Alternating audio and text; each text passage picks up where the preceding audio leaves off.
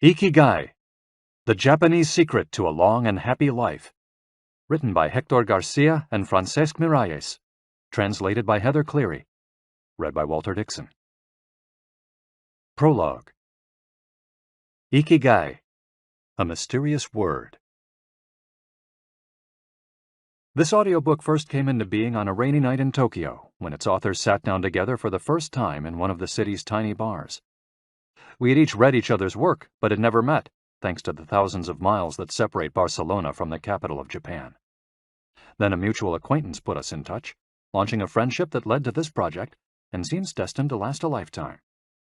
The next time we got together, a year later, we strolled through a park in downtown Tokyo and ended up talking about trends in Western psychology, specifically logotherapy, which helps people find their purpose in life. We remarked that Viktor Frankl's logotherapy had gone out of fashion among practicing therapists, who favored other schools of psychology, though people still search for meaning in what they do and how they live. We ask ourselves things like, what is the meaning of my life? Is the point just to live longer, or should I seek a higher purpose? Why do some people know what they want and have a passion for life, while others languish in confusion? At some point in our conversation, the mysterious word Ikigai came up. This Japanese concept, which translates roughly as the happiness of always being busy, is like logotherapy, but it goes a step beyond. It also seems to be one way of explaining the extraordinary longevity of the Japanese, especially on the island of Okinawa, where there are 24.55 people over the age of 100 for every 100,000 inhabitants, far more than the global average. Those who study why the inhabitants of this island in the south of Japan live longer than people anywhere else in the world believe that one of the keys, in addition to a healthful diet, a simple life in the outdoors, green tea, and the subtropical climate, its average temperature is like that of Hawaii, is the Ikigai that shapes their lives. While researching this concept, we discovered that not a single book in the fields of psychology or personal development is dedicated to bringing this philosophy to the West. Is Ikigai the reason there are more centenarians in Okinawa than anywhere else? How does it inspire people to stay active until the very end?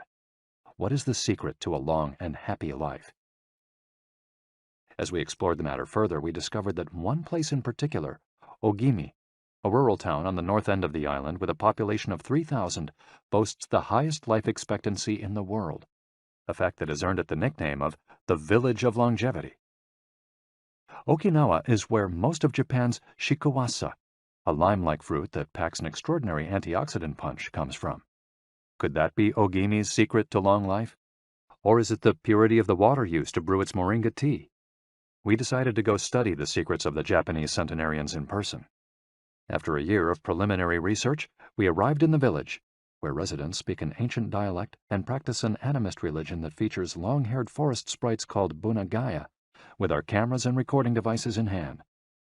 As soon as we arrived, we could sense the incredible friendliness of its residents, who laughed and joked incessantly amid lush green hills fed by crystalline waters. As we conducted our interviews with the eldest residents of the town, we realized that something far more powerful than just these natural resources was at work. An uncommon joy flows from its inhabitants and guides them through the long and pleasurable journey of their lives. Again, the mysterious Ikigai. But what is it exactly? How do you get it? It never ceased to surprise us that this haven of nearly eternal life was located precisely in Okinawa, where 200,000 innocent lives were lost at the end of World War II. Rather than harbor animosity toward outsiders, however, Okinawans live by the principle of ichariba chode, a local expression that means treat everyone like a brother, even if you've never met them before. It turns out that one of the secrets to happiness of Ogimi's residents is feeling like part of a community. From an early age, they practice yui ma'aru, or teamwork, and so are used to helping one another. Nurturing friendships, eating light, getting enough rest, and doing regular, moderate exercise are all part of the equation of good health. But at the heart of the joie de vivre that inspires these centenarians to keep celebrating birthdays and cherishing each new day is their Ikigai. The purpose of this audiobook is to bring the secrets of Japan's centenarians to you and give you the tools to find your own Ikigai, because those who discover their Ikigai have everything they need for a long and joyful journey through life. Happy travels. Hector Garcia and Francesc Miralles. Chapter 1. Ikigai, the art of staying young while growing old. What is your reason for being? According to the Japanese, everyone has an ikigai, what a French philosopher might call a raison d'être. Some people have found their ikigai, while others are still looking, though they carry it within them. Our ikigai is hidden deep inside each of us, and finding it requires a patient search. According to those born on Okinawa, the island with the most centenarians in the world, our ikigai is the reason we get up in the morning. Ikigai can be described as the common ground you find between what you're good at, what you love, what the world needs, and what you can be paid for. Whatever you do, don't retire. Having a clearly defined ikigai brings satisfaction, happiness, and meaning to our lives. The purpose of this audiobook is to help you find yours, and to share insights from Japanese philosophy on the lasting health of body, mind, and spirit. One surprising thing you notice living in Japan is how active people remain after they retire. In fact, many Japanese people never really retire. They keep doing what they love for as long as their health allows. There is, in fact, no word in Japanese that means retire in the sense of leaving the workforce for good, as in English. According to Dan Buettner, a National Geographic reporter who knows the country well, having a purpose in life is so important in Japanese culture that our idea of retirement simply doesn't exist there. The island of almost eternal youth. Certain longevity studies suggest that a strong sense of community and a clearly defined ikigai are just as important as the famously healthful Japanese diet, perhaps even more so. Recent medical studies of centenarians from Okinawa and other so-called blue zones, the geographic regions where people live longest, provide a number of interesting facts about these extraordinary human beings. Not only do they live much longer than the rest of the world's population, they also suffer from fewer chronic illnesses, such as cancer and heart disease. Inflammatory disorders are also less common. Many of these centenarians enjoy enviable levels of vitality and health that would be unthinkable for people of advanced age elsewhere. Their blood tests reveal fewer free radicals, which are responsible for cellular aging, as a result of drinking tea and eating until their stomachs are only 80% full. Women experience more moderate symptoms during menopause, and both men and women maintain higher levels of sexual hormones until much later in life. The rate of dementia is well below the global average. Though we'll consider each of these findings over the course of the audiobook, research clearly indicates that the Okinawans' focus on Ikigai gives a sense of purpose to each and every day and plays an important role in their health and longevity. The characters behind Ikigai. In Japanese, Ikigai is written by combining a character which means life with another which means to be worthwhile, and that can be broken down to the characters which mean armor, number one, and to be the first, to head into battle, taking initiative as a leader, and another character which means beautiful or elegant. The 5 blue zones. Okinawa holds first place among the world's blue zones. In Okinawa, women in particular live longer and have fewer diseases than anywhere else in the world. The 5 regions identified and analyzed by Dan Buettner in his book, The Blue Zones, are 1. Okinawa, Japan, especially the northern part of the island. The locals eat a diet rich in vegetables and tofu, typically served on small plates. In addition to their philosophy of Ikigai, the moai, or close-knit group of friends, plays an important role in their longevity. 2. Sardinia, Italy, specifically the provinces of Nuoro and Ogliastra. Locals on this island consume plenty of vegetables and 1 or 2 glasses of wine per day. As in Okinawa, the cohesive nature of this community is another factor directly related to longevity. 3. Loma Linda, California. Researchers studied a group of Seventh-day Adventists who are among the longest living people in the United States. 4. The Nicoya Peninsula, Costa Rica. Locals remain remarkably active after 90. Many of the region's older residents have no problem getting up at 5:30 in the morning to work in the fields. 5. Ikaria, Greece. One of every 3 inhabitants of this island near the coast of Turkey is over 90 years old, compared to less than 1% of the population of the United States, a fact that has earned it the nickname of the Island of Long Life. The local secret seems to be a lifestyle that dates back to 500 BC. In the following chapters, we'll examine several factors that seem to be the keys to longevity and are found across the blue zones, paying special attention to Okinawa and its so-called Village of Longevity. First, however, it's worth pointing out that 3 of these regions are islands, where resources can be scarce and communities have to help one another. For many, helping others might be an Ikigai strong enough to keep them alive. According to scientists who have studied the 5 blue zones, the keys to longevity are diet, exercise, finding a purpose in life, an Ikigai, and forming strong social ties, that is, having a broad circle of friends and good family relations. Members of these communities manage their time well in order to reduce stress, consume little meat or processed foods, and drink alcohol in moderation. They don't do strenuous exercise, but they do move every day, taking walks and working in their vegetable gardens. People in the blue zones would rather walk than drive. Gardening, which involves daily, low-intensity movement, is a practice almost all of them have in common. The 80% secret. One of the most common sayings in Japan is harahachi-bu, which is repeated before or after eating and means something like, fill your belly to 80%.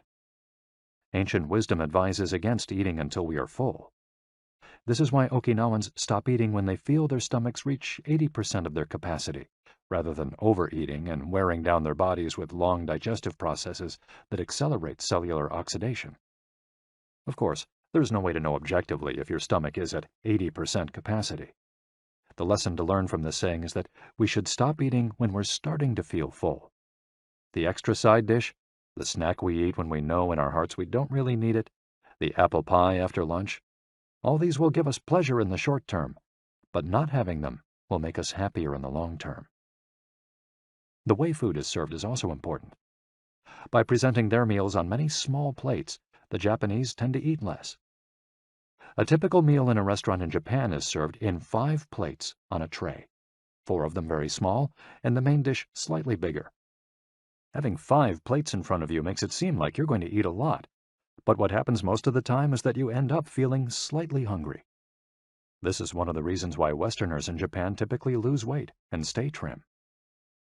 Recent studies by nutritionists reveal that Okinawans consume a daily average of 1,800 to 1,900 calories, compared to 2,200 to 3,300 in the United States, and have a body mass index between 18 and 22, compared to 26 or 27 in the United States. The Okinawan diet is rich in tofu, sweet potatoes, fish 3 times per week, and vegetables, roughly 11 ounces per day. In the chapter dedicated to nutrition, we'll see which healthy, antioxidant-rich foods are included in this 80%. Moai, connected for life. It is customary in Okinawa to form close bonds within local communities. A moai is an informal group of people with common interests who look out for one another. For many, serving the community becomes part of their Ikigai. The moai has its origins in hard times, when farmers would get together to share best practices and help one another cope with meager harvests. Members of a moai make a set monthly contribution to the group. This payment allows them to participate in meetings, dinners, games of go and shogi, Japanese chess, or whatever hobby they have in common. The funds collected by the group are used for activities, but if there's money left over, one member, decided on a rotating basis, receives a set amount from the surplus. In this way, being part of a moai helps maintain emotional and financial stability. If a member of a moai is in financial trouble, he or she can get an advance from the group's savings. While the details of each moai's accounting practices vary according to the group and its economic means, the feeling of belonging and support gives the individual a sense of security and helps increase life expectancy. Chapter 2. Anti-Aging Secrets. little things that add up to a long and happy life. Aging's escape velocity and the rabbit. Imagine a sign far off in the future with a number on it that represents the age of your death. Every year that you live, you advance closer to the sign. When you reach the sign, you die. Now, imagine a rabbit holding the sign and walking to the future. Every year that you live, the rabbit is half a year as far away. After a while, you will reach the rabbit and die. But what if the rabbit could walk at a pace of 1 year for every year of your life? You would never be able to catch the rabbit, and therefore you would never die. The speed at which the rabbit walks to the future is our technology. The more we advance technology and knowledge of our bodies, the faster we can make the rabbit walk. Aging's escape velocity is the moment at which the rabbit walks at a pace of 1 year per year or faster, and we become immortal.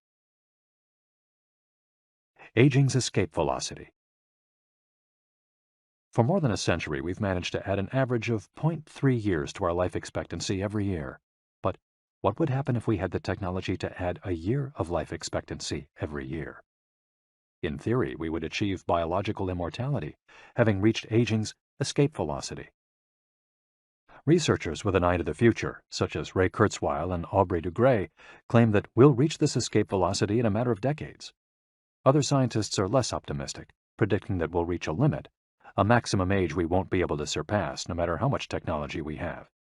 For example, some biologists assert that our cells stop regenerating after about 120 years. Active mind, youthful body. There is much wisdom in the classic saying, mens sana in corpore sano, a sound mind in a sound body.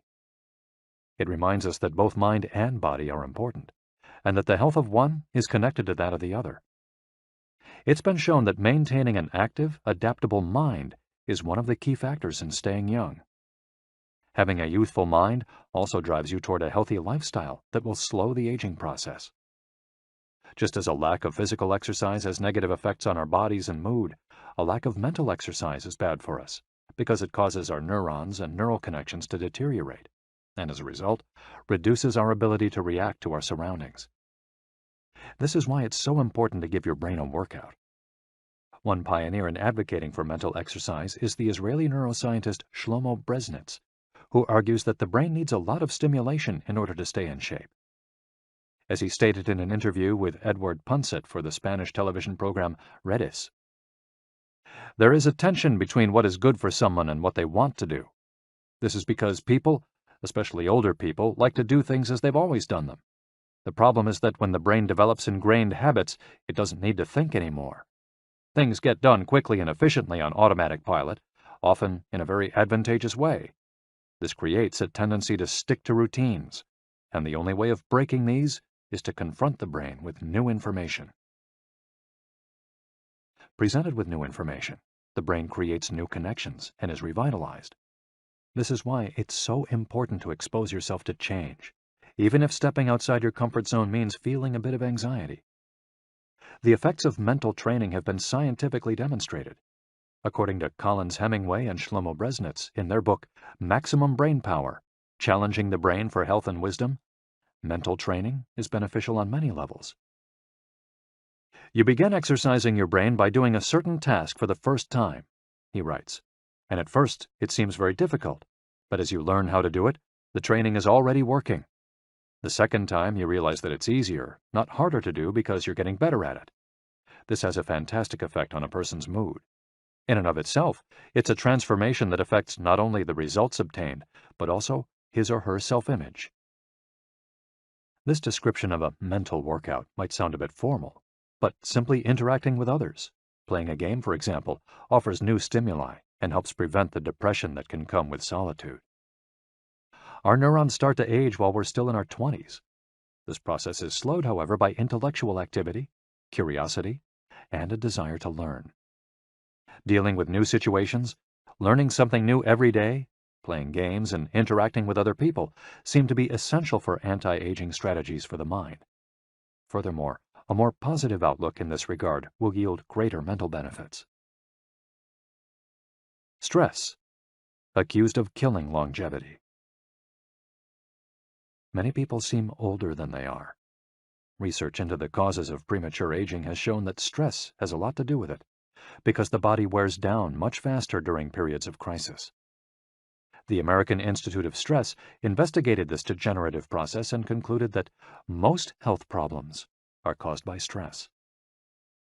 Researchers at the Heidelberg University Hospital conducted a study in which they subjected a young doctor to a job interview, which they made even more stressful by forcing him to solve complex math problems for 30 minutes. Afterward, they took a blood sample. What they discovered was that his antibodies had reacted to stress the same way they react to pathogens, activating the proteins that trigger an immune response. The problem is that this response not only neutralizes harmful agents, it also damages healthy cells, leading them to age prematurely. The University of California conducted a similar study, taking data and samples from 39 women who had high levels of stress due to the illness of one of their children, and comparing them to samples from women with healthy children and low levels of stress. They found that stress promotes cellular aging by weakening cell structures known as telomeres, which affect cellular regeneration and how our cells age. As the study revealed, the greater the stress, the greater the degenerative effects on cells. How does stress work? These days, people live at a frantic pace and in a nearly constant state of competition. At this fever pitch, stress is a natural response to the information being received by the body as potentially dangerous or problematic. Theoretically, this is a useful reaction, as it helps us survive in hostile surroundings.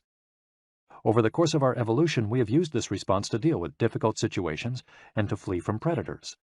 The alarm that goes off in our head makes our neurons activate the pituitary gland, which produces hormones that release corticotropin, which in turn circulates through the body via the sympathetic nervous system. The adrenal gland is then triggered to release adrenaline and cortisol. Adrenaline raises our respiratory rate and pulse and prepares our muscles for action, getting the body ready to react to perceived danger, while cortisol increases the release of dopamine and blood glucose, which is what gets us charged up and allows us to face challenges. These processes are, in moderation, beneficial. They help us overcome challenges in our daily lives. Nonetheless, the stress to which human beings are subjected today is clearly harmful.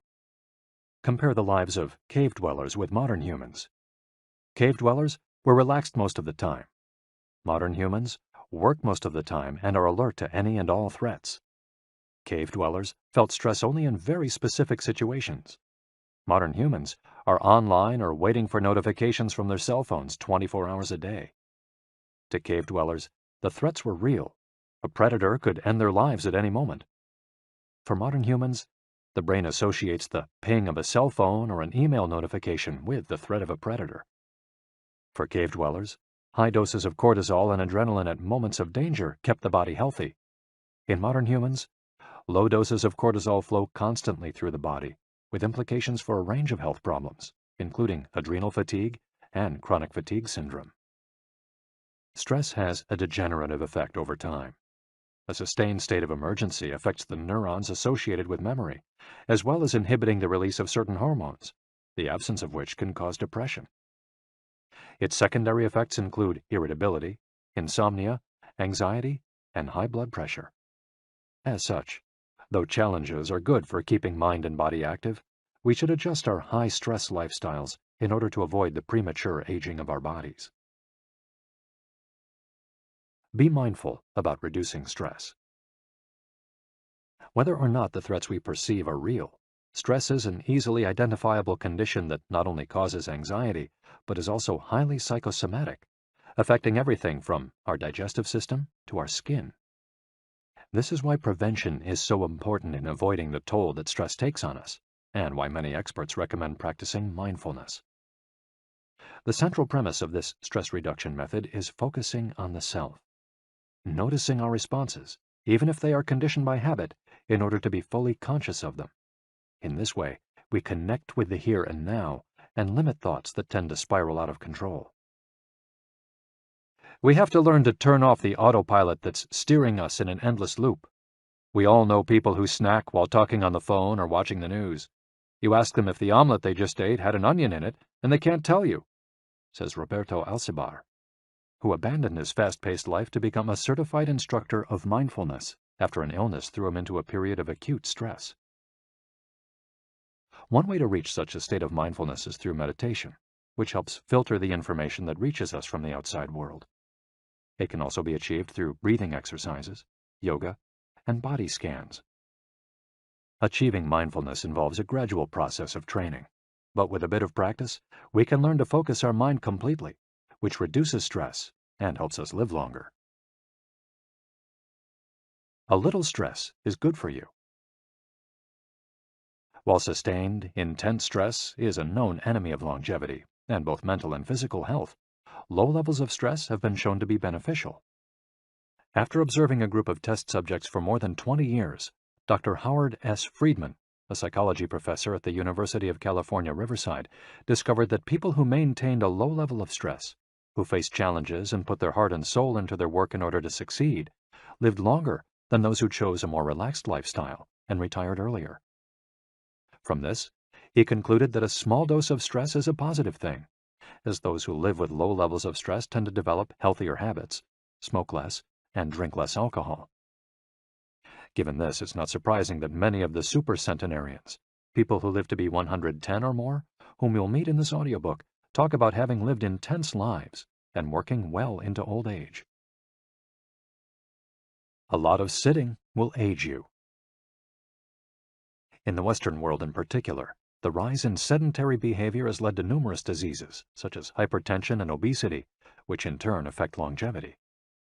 Spending too much time seated at work or at home not only reduces muscular and respiratory fitness, but also increases appetite and curbs the desire to participate in activities. Being sedentary can lead to hypertension, imbalanced eating, cardiovascular disease, osteoporosis, and even certain kinds of cancer. Recent studies have shown a connection between a lack of physical activity and the progressive distortion of telomeres in the immune system, which ages those cells and, in turn, the organism as a whole. This is a problem at all life stages, not only among adults. Sedentary children suffer from high rates of obesity and all its associated health issues and risks, which is why it's so important to develop a healthy and active lifestyle at an early age. It's easy to be less sedentary. It just takes a bit of effort and a few changes to your routine. We can access a more active lifestyle that makes us feel better inside and out. We just have to add a few ingredients to our everyday habits. Walk to work, or just go on a walk, for at least 20 minutes each day. Use your feet instead of an elevator or escalator. This is good for your posture, your muscles, and your respiratory system, among other things.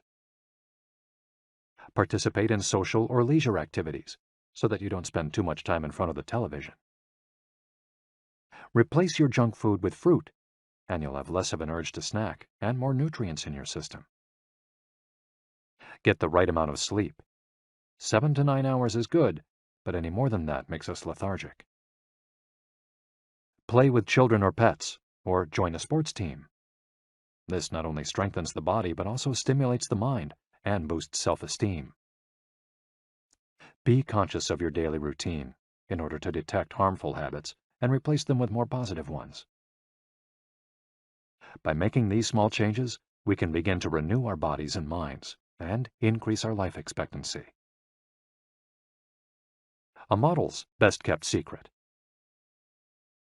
Though we age both externally and internally, both physically and mentally, one of the things that tell us the most about people's age is their skin, which takes on different textures and colors according to processes going on beneath the surface. Most of those who make their living as models claim to sleep between 9 and 10 hours the night before a fashion show. This gives their skin a taut, wrinkle-free appearance and a healthy, radiant glow.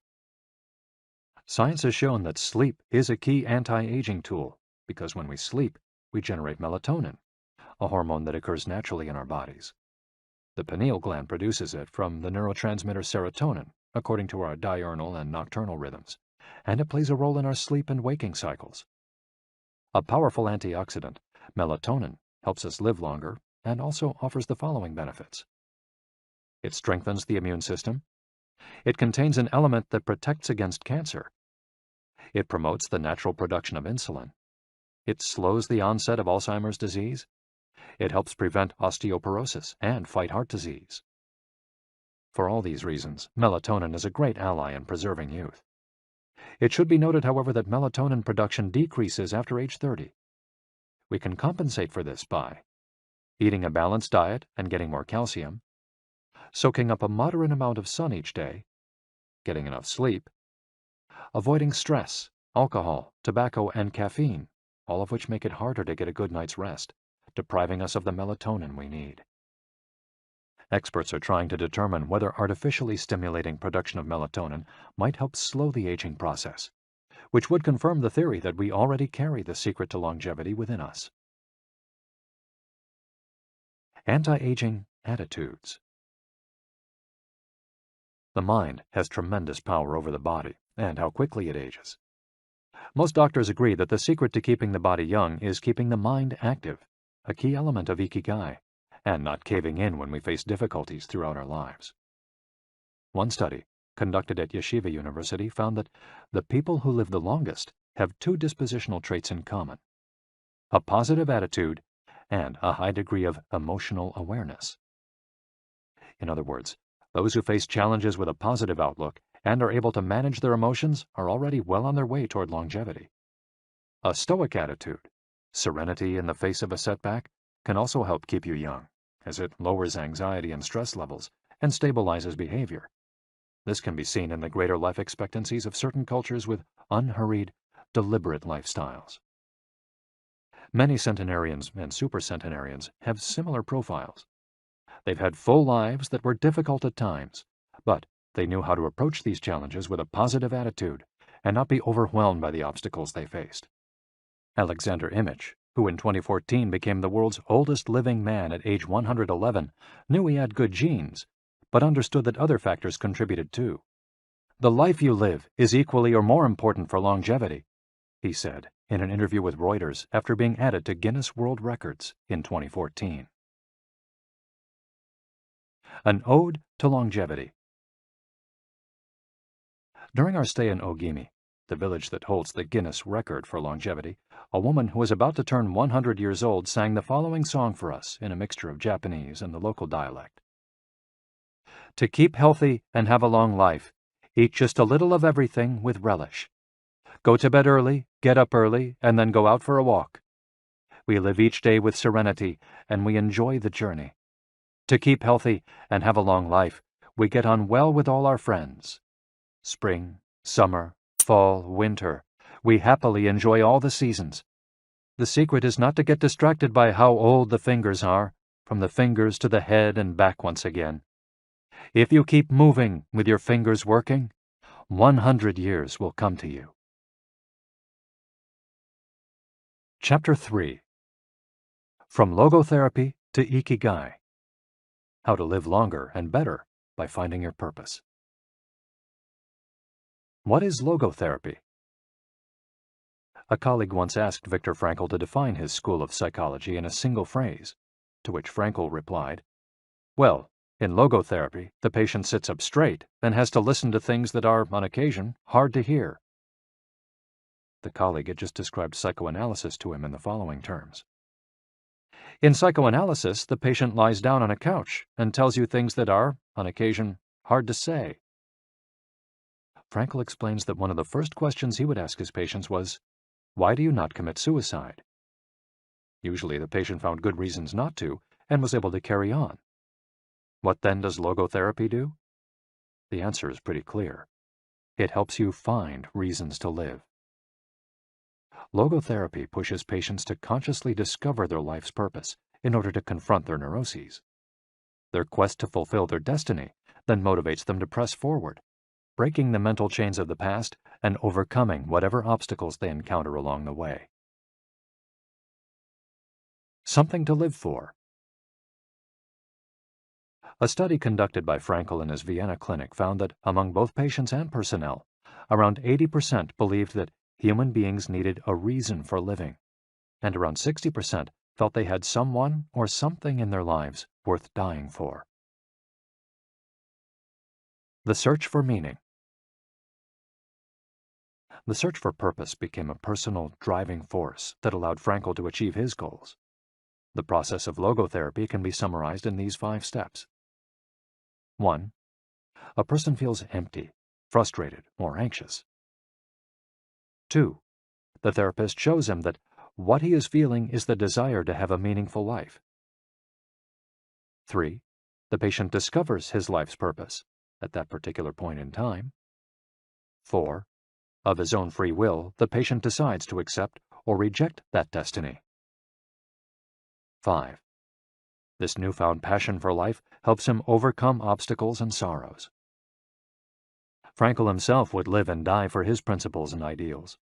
His experiences as a prisoner at Auschwitz showed him that everything can be taken from a man but one thing, the last of the human freedoms: to choose one's attitude in any given set of circumstances, to choose one's own way. It was something he had to go through alone, without any help, and it inspired him for the rest of his life.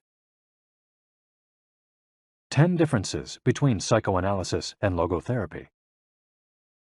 Psychoanalysis: the patient reclines on a couch, like a patient. Logotherapy: the patient sits facing the therapist, who guides him or her without passing judgment. Psychoanalysis is retrospective, it looks to the past. Logotherapy looks toward the future. Psychoanalysis is introspective, it analyzes neuroses. Logotherapy does not delve into the patient's neuroses. In psychoanalysis, the drive is toward pleasure.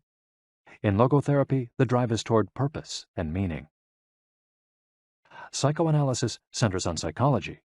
Logotherapy includes a spiritual dimension. Psychoanalysis works on psychogenic neuroses. Logotherapy also works on noogenic or existential neuroses. Psychoanalysis analyzes the unconscious origin of conflicts, instinctual dimension. Logotherapy deals with conflicts when and where they arise, spiritual dimension. Psychoanalysis limits itself to the patient's instincts. Logotherapy also deals with spiritual realities. Psychoanalysis is fundamentally incompatible with faith. Logotherapy is compatible with faith. Psychoanalysis seeks to reconcile conflicts and satisfy impulses and instincts. Logotherapy seeks to help the patient find meaning in his life and satisfy his moral principles. Fight for yourself.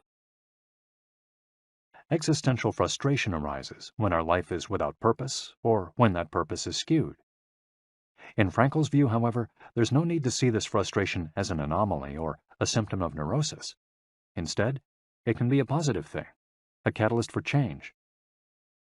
Logotherapy does not see this frustration as mental illness, the way other forms of therapy do, but rather as spiritual anguish, a natural and beneficial phenomenon that drives those who suffer from it to seek a cure, whether on their own or with the help of others, and in so doing, find greater satisfaction in life. It helps them change their own destiny. Logotherapy enters the picture if a person needs help doing this, if he needs guidance in discovering his life's purpose, and later in overcoming conflict so he can keep moving towards his objective. In Man's Search for Meaning, Frankl cites one of Nietzsche's famous aphorisms: "He who has a why to live can bear with almost any how." Based on his own experience, Frankl believed that our health depends on that natural tension that comes from comparing what we've accomplished so far with what we'd like to achieve in the future. What we need, then, is not a peaceful existence, but a challenge we can strive to meet by applying all the skills at our disposal. Existential crisis, on the other hand, is typical of modern societies in which people do what they're told to do or what others do, rather than what they want to do. They often try to fill the gap between what is expected of them and what they want for themselves with economic power or physical pleasure, or by numbing their senses. It can even lead to suicide. Sunday neurosis, for example, is what happens when, without the obligations and commitments of the work week, the individual realizes how empty he is inside. He has to find a solution. Above all, he has to find his purpose, his reason for getting out of bed, his Ikigai. I feel empty inside. In a study conducted at the Vienna Polyclinic Hospital, Frankl's team found that 55% of the patients they interviewed were experiencing some degree of existential crisis. According to logotherapy, discovering one's purpose in life helps an individual fill that existential void. Frankl, a man who faced his problems and turned his objectives into actions, could look back on his life in peace as he grew old. He did not have to envy those still enjoying their youth, because he had amassed a broad set of experiences that showed he had lived for something. Better living through logotherapy. A few key ideas. We don't create the meaning of our life, as Sartre claimed. We discover it. We each have a unique reason for being, which can be adjusted or transformed many times over the years. Just as worry often brings about precisely the thing that was feared, excessive attention to a desire, or hyperintention, can keep that desire from being fulfilled. Humor can help break negative cycles and reduce anxiety. We all have the capacity to do noble or terrible things. The side of the equation we end up on depends on our decisions, not on the condition in which we find ourselves. In the following case studies, we'll look at 4 cases from Frankl's own practice in order to better understand the search for meaning and purpose. Case study: Viktor Frankl. In German concentration camps, as in those that would later be built in Japan and Korea, psychiatrists confirmed that the prisoners with the greatest chance of survival were those who had things they wanted to accomplish outside the camp, those who felt a strong need to get out of there alive. This was true of Frankl, who, after being released and successfully developing the school of logotherapy, realized he had been the first patient of his own practice. Frankl had a goal to achieve, and it made him persevere. He arrived at Auschwitz carrying a manuscript that contained all the theories and research he compiled over the course of his career, ready for publication. When it was confiscated, he felt compelled to write it all over again. And that need drove him, and gave his life meaning amid the constant horror and doubt of the concentration camp. So much so that over the years, and especially when he fell ill with typhus, he would jot down fragments and key words from the lost work on any scrap of paper he found. Case study: The American Diplomat. An important North American diplomat went to Frankl to pick up where he left off with a course of treatment he had started 5 years earlier in the United States. When Frankl asked him why he had started therapy in the first place, the diplomat answered that he hated his job and his country's international policies, which he had to follow and enforce. His American psychoanalyst, whom he had been seeing for years, insisted he make peace with his father so that his government and his job, both representations of the paternal figure, would seem less disagreeable. Frankl, however, showed him in just a few sessions that his frustration was due to the fact that he wanted to pursue a different career, and the diplomat concluded his treatment with that idea in mind. 5 years later, the former diplomat informed Frankl that he had been working during that time in a different profession, and that he was happy. In Frankl's view, the man not only didn't need all those years of psychoanalysis, he also couldn't even really be considered a patient in need of therapy. He was simply someone in search of a new life's purpose. As soon as he found it, his life took on deeper meaning. Case study: The Suicidal Mother. The mother of a boy who had died at age 11 was admitted to Frankl's clinic after she tried to kill herself and her other son. It was this other son, paralyzed since birth, who kept her from carrying out her plan. He did believe his life had a purpose, and if his mother killed them both, it would keep him from achieving his goals. The woman shared her story in a group session. To help her, Frankl asked another woman to imagine a hypothetical situation in which she lay on her deathbed, old and wealthy, but childless. The woman insisted that, in that case, she would have felt her life had been a failure. When the suicidal mother was asked to perform the same exercise, imagining herself on her deathbed, she looked back and realized that she had done everything in her power for her children, for both of them. She had given her paralyzed son a good life, and he had turned into a kind, reasonably happy person. To this she added, crying, "As for myself, I can look back peacefully on my life, for I can say my life was full of meaning, and I have tried hard to live it fully. I have done my best. I have done my best for my son. My life was no failure." In this way, by imagining herself on her deathbed and looking back, the suicidal mother found the meaning that, though she was not aware of it, her life already had. Case study: The grief-stricken doctor. An elderly doctor, unable to overcome the deep depression into which he'd fallen after the death of his wife 2 years earlier, went to Frankel for help. Instead of giving him advice or analyzing his condition, Frankel asked him what would have happened if he had been the one who died first. The doctor, horrified, answered that it would have been terrible for his poor wife, that she would have suffered tremendously. To which Frankel responded, "You see, doctor, you've spared her all that suffering, but the price you have to pay for this is to survive and mourn her." The doctor didn't say another word. He left Frankel's office in peace after taking the therapist's hand in his own. He was able to tolerate the pain in place of his beloved wife. His life had been given a purpose. Morita therapy. In the same decade that logotherapy came into being, a few years earlier in fact, Shoma Morita created his own purpose-centered therapy in Japan. It proved to be effective in the treatment of neurosis, obsessive-compulsive disorder, and post-traumatic stress. In addition to being a psychotherapist, Shoma Morita was a Zen Buddhist, and his therapy left a lasting spiritual mark on Japan. Many Western forms of therapy focus on controlling or modifying the patient's emotions. In the West, we tend to believe that what we think influences how we feel, which in turn influences how we act. In contrast, Morita therapy focuses on teaching patients to accept their emotions without trying to control them, since their feelings will change as a result of their actions. In addition to accepting the patient's emotions, Morita therapy seeks to create new emotions on the basis of actions. According to Morita, these emotions are learned through experience and repetition. Morita therapy is not meant to eliminate symptoms.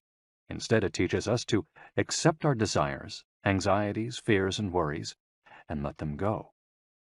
As Morita writes in his book, Morita Therapy and the True Nature of Anxiety-Based Disorders, "In feelings, it is best to be wealthy and generous."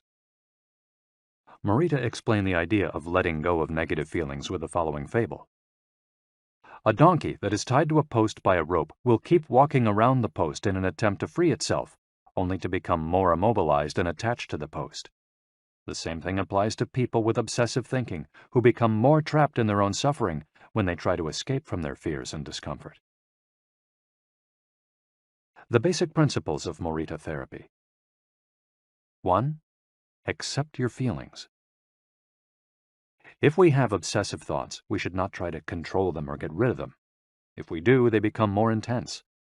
Regarding human emotions, the Zen master would say, if we try to get rid of one wave with another, we end up with an infinite sea. We don't create our feelings. They simply come to us, and we have to accept them. The trick is welcoming them. Morita likened emotions to the weather.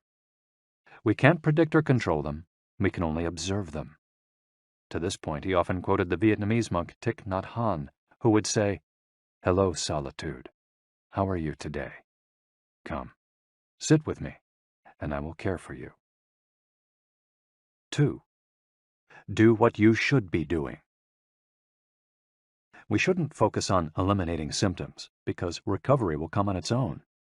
We should focus instead on the present moment, and if we're suffering, on accepting that suffering. Above all, we should avoid intellectualizing the situation. The therapist's mission is to develop the patient's character so he or she can face any situation, and character is grounded in the things we do. Morita therapy does not offer its patients explanations, but rather allows them to learn from their actions and activities. It doesn't tell you how to meditate or how to keep a diary the way Western therapies do. It's up to the patient to make discoveries through experience. 3. Discover your life's purpose. We can't control our emotions, but we can take charge of our actions every day. This is why we should have a clear sense of our purpose and always keep Morita's mantra in mind. What do we need to be doing right now? What action should we be taking? The key to achieving this is having dared to look inside yourself to find your Ikigai. The 4 phases of Morita therapy. Morita's original treatment, which lasts 15 to 21 days, consists of the following stages. 1. Isolation and rest, 5 to 7 days. During the first week of treatment, the patient rests in a room without any external stimuli. No television, books, family, friends, or speaking. All the patient has is his thoughts. He lies down for most of the day and is visited regularly by the therapist, who tries to avoid interacting with him as much as possible. The therapist simply advises the patient to continue observing the rise and fall of his emotions as he lies there. When the patient gets bored and wants to start doing things again, he's ready to move on to the next stage of therapy. 2. Light occupational therapy, 5 to 7 days. In this stage, the patient performs repetitive tasks in silence. One of these is keeping a diary about his thoughts and feelings. The patient goes outside after a week of being shut in, takes walks in nature, and does breathing exercises. He also starts doing simple activities such as gardening, drawing, or painting. During this stage, the patient is still not allowed to talk to anyone except the therapist. 3. Occupational therapy, 5 to 7 days. In this stage, the patient performs tasks that require physical movement. Dr. Morita liked to take his patients to the mountains to chop wood. In addition to physical tasks, the patient is also immersed in other activities such as writing, painting, or making ceramics.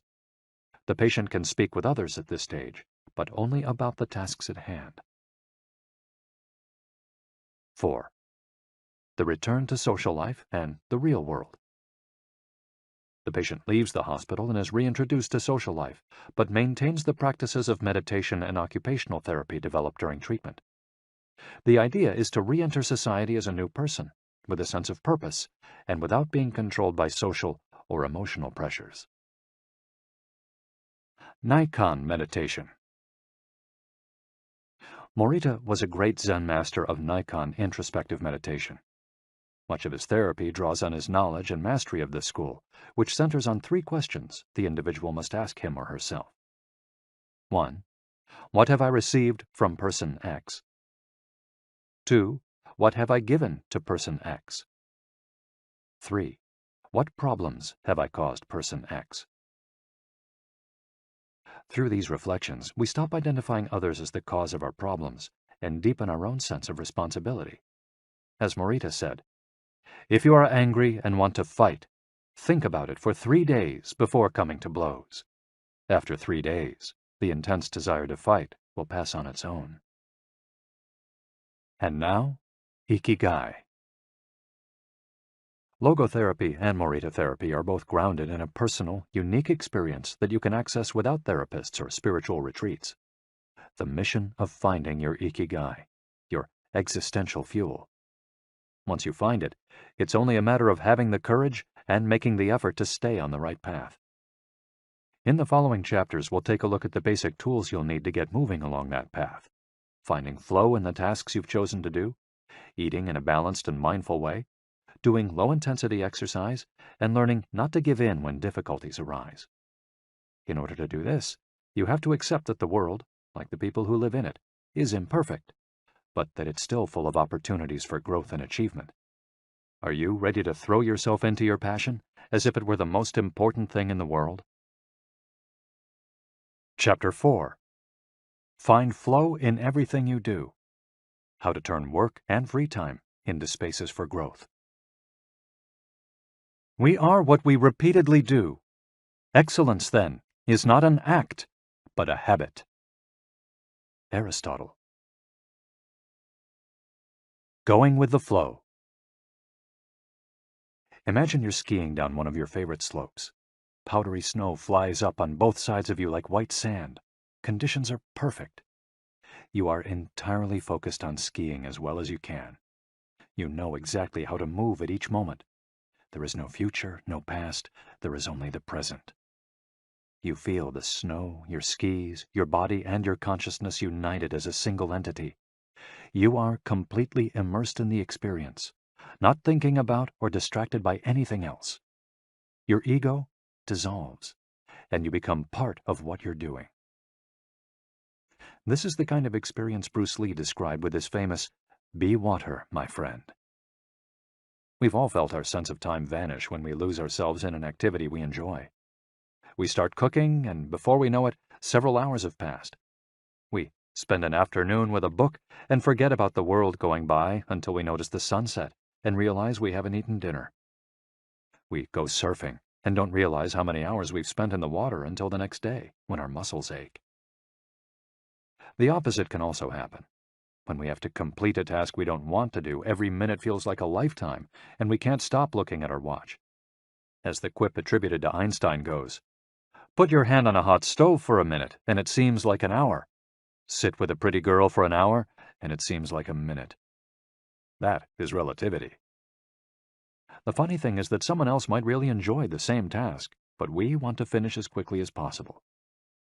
What makes us enjoy doing something so much that we forget about whatever worries we might have while we do it? When are we happiest?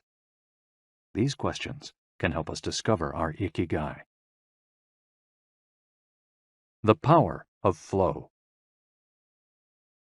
These questions are also at the heart of psychologist Mihai Csikszentmihalyi's research into the experience of being completely immersed in what we're doing.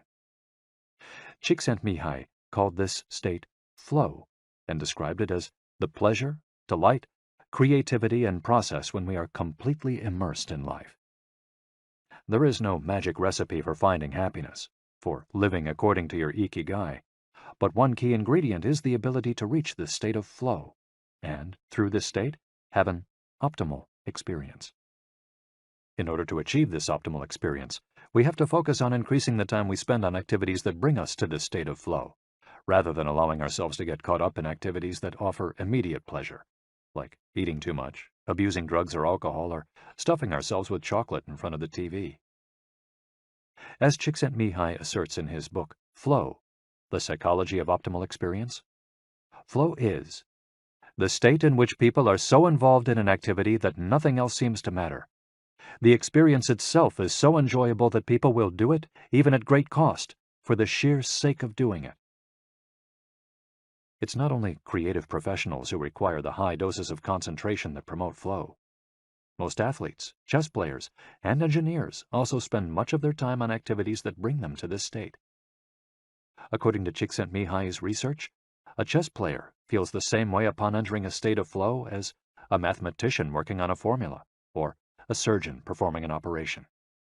A professor of psychology, Csikszentmihalyi analyzed data from people around the world and discovered that flow is the same among individuals of all ages and cultures. In New York and Okinawa, we all reach a state of flow in the same way. But what happens to our mind when we're in that state? When we flow, we're focused on a concrete task without any distractions. Our mind is in order. The opposite occurs when we try to do something while our mind is on other things. The 7 conditions for achieving flow. According to researcher Owen Schaffer of DePaul University, the requirements for achieving flow are 1. Knowing what to do. 2. Knowing how to do it. 3. Knowing how well you're doing. 4. Knowing where to go, where navigation is involved. 5. Perceiving significant challenges. 6. Perceiving significant skills. 7. Being free from distractions. If you often find yourself losing focus while working on something you consider important, there are several strategies you can employ to increase your chances of achieving.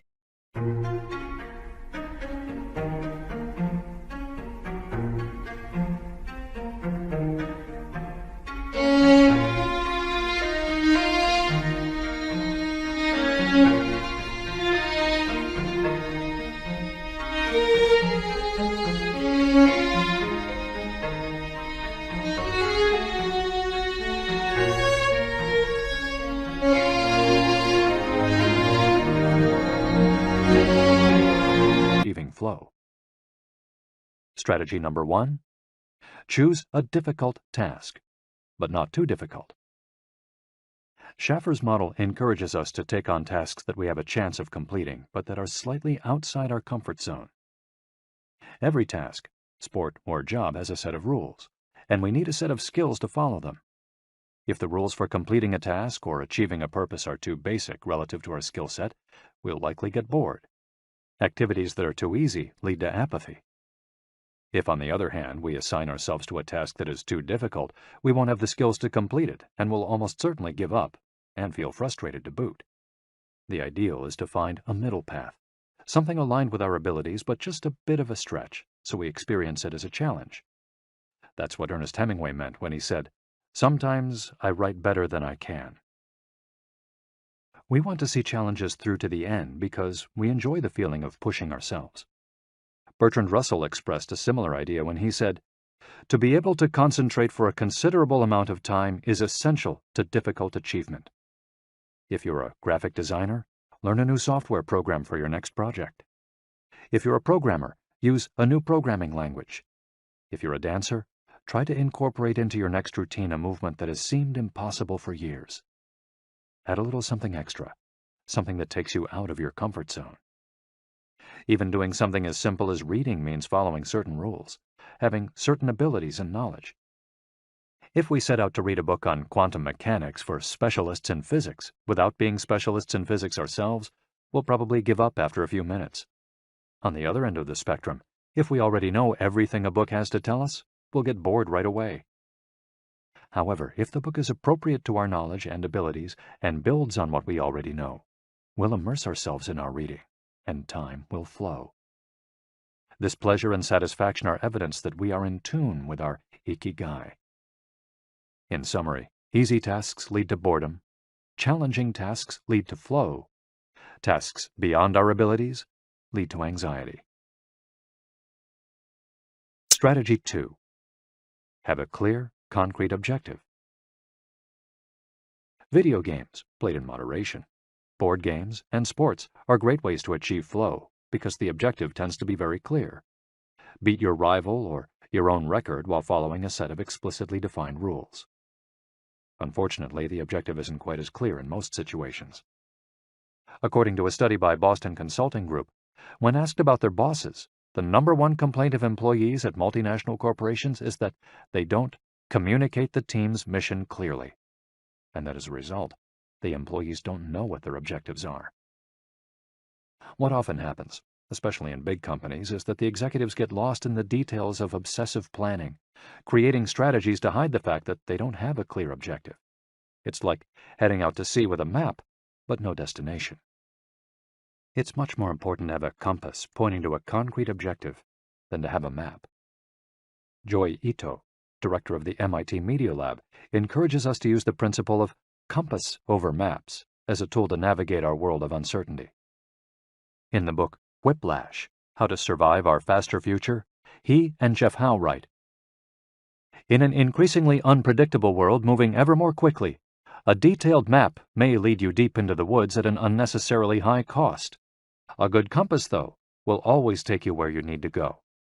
It doesn't mean that you should start your journey without any idea where you're going. What it does mean is understanding that while the path to your goal may not be straight, you'll finish faster and more efficiently than you would have if you had trudged along a pre-planned route." In business, the creative professions, and education alike, it's important to reflect on what we hope to achieve before starting to work, study, or make something. We should ask ourselves questions such as, what is my objective for today's session in the studio? How many words am I going to write today for the article coming out next month? What is my team's mission? How fast will I set the metronome tomorrow in order to play that sonata at an allegro tempo by the end of the week? Having a clear objective is important in achieving flow, but we also have to know how to leave it behind when we get down to business. Once the journey has begun, we should keep this objective in mind without obsessing over it. When Olympic athletes compete for a gold medal, they can't stop to think how pretty the medal is. They have to be present in the moment. They have to flow. If they lose focus for a second, thinking how proud they'll be to show the medal to their parents, they'll almost certainly commit an error at a critical moment and will not win the competition. One common example of this is writer's block. Imagine that a writer has to finish a novel in 3 months. The objective is clear. The problem is that the writer can't stop obsessing over it. Every day she wakes up thinking, I have to write that novel. And every day she sets about reading the newspaper and cleaning the house. Every evening she feels frustrated and promises she'll get to work the next day. Days, weeks, and months pass, and the writer still hasn't gotten anything down on the page, when all it would have taken was to sit down and get that first word out, then the second, to flow with the project, expressing her Ikigai. As soon as you take these first small steps, your anxiety will disappear and you'll achieve a pleasant flow in the activity you're doing. Getting back to Albert Einstein, a happy man is too satisfied with the present to dwell on the future. To summarize, a vague objective leads to confusion, time and energy wasted on meaningless tasks, and mental block. A clearly defined objective and a focus on process leads to flow. And obsessive desire to achieve a goal while ignoring process leads to a fixation on the objective rather than on getting down to business, and mental block. Strategy 3. Concentrate on a single task. This is perhaps one of the greatest obstacles we face today, with so much technology and so many distractions. We're listening to a video on YouTube while writing an email when suddenly a chat prompt pops up and we answer it. Then our smartphone vibrates in our pocket. Just as soon as we respond to that message, we're back at our computer logging onto Facebook. Pretty soon, 30 minutes have passed, and we've forgotten what the email we were writing was supposed to be about. This also happens sometimes when we put on a movie with dinner and don't realize how delicious the salmon was until we're taking the last bite. We often think that combining tasks will save us time, but scientific evidence shows that it has the opposite effect. Even those who claim to be good at multitasking are not very productive. In fact, they are some of the least productive people. Our brains can take in millions of bits of information, but we can only actually process a few dozen per second. When we say we're multitasking, what we're really doing is switching back and forth between tasks very quickly. Unfortunately, we're not computers adept at parallel processing. We end up spending all our energy alternating between tasks instead of focusing on doing one of them well. Concentrating on one thing at a time may be the single most important factor in achieving flow. According to Csikszentmihalyi, in order to focus on a task, we need 1. To be in a distraction-free environment, and 2. To have control over what we're doing at every moment. Technology is great if we're in control of it. It's not so great if it takes control of us. For example, if you have to write a research paper, you might sit down at your computer and use Google to look up the information you need. However, if you're not very disciplined, you might end up surfing the web instead of writing that paper. In that case, Google and the Internet will have taken over, pulling you out of your state of flow. It has been scientifically shown that if we continually ask our brains to switch back and forth between tasks, we waste time, make more mistakes, and remember less of what we've done. Several studies conducted at Stanford University by Clifford Ivar Nass describe our generation as suffering from an epidemic of multitasking. One such study analyzed the behavior of hundreds of students, dividing them into groups based on the number of things they tended to do at once. The students who were the most addicted to multitasking typically alternated among more than 4 tasks. For example, taking notes while reading a textbook, listening to a podcast, answering messages on their smartphone, and sometimes checking their Twitter timeline.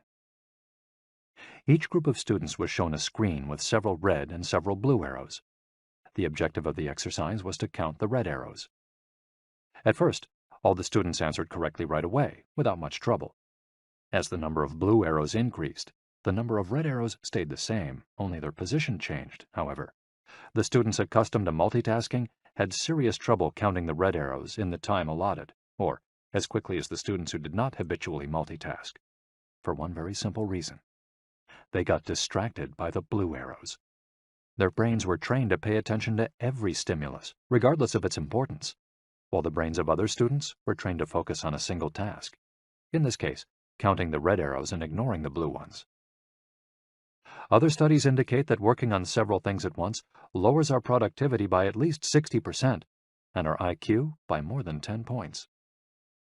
One study funded by the Swedish Council for Working Life and Social Research found that a sample group of more than 4,000 young adults between the ages of 20 and 24 who were addicted to their smartphones got less sleep, felt less connected to their community at school, and were more likely to show signs of depression. In summary, concentrating on a single task makes achieving flow more likely, increases productivity, increases our power of retention, makes us less likely to make mistakes, helps us feel calm and in control of the task at hand, causes us to become more considerate as we pay full attention to those around us, and increases creativity. Multitasking makes achieving flow impossible, decreases productivity by 60%, though it doesn't seem to, makes it harder to remember things, makes us more likely to make mistakes, makes us feel stressed by the sensation that we're losing control, that our tasks are controlling us, causes us to hurt those around us through our addiction to stimuli, always checking our phones, always on social media, and reduces creativity. What can we do to avoid falling victim to this flow-impeding epidemic?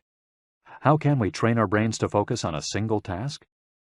Here are a few ideas for creating a space and time free of distractions to increase our chances of reaching a state of flow, and thereby getting in touch with our Ikigai. Don't look at any kind of screen for the first hour you're awake, and the last hour before you go to sleep. Turn off your phone before you achieve flow. There is nothing more important than the task you've chosen to do during this time. If this seems too extreme, enable the Do Not Disturb function, so only the people closest to you contact you in case of emergency. Designate one day of the week, perhaps a Saturday or Sunday, a day of technical fasting, making exceptions for e-readers without Wi-Fi or MP3 players.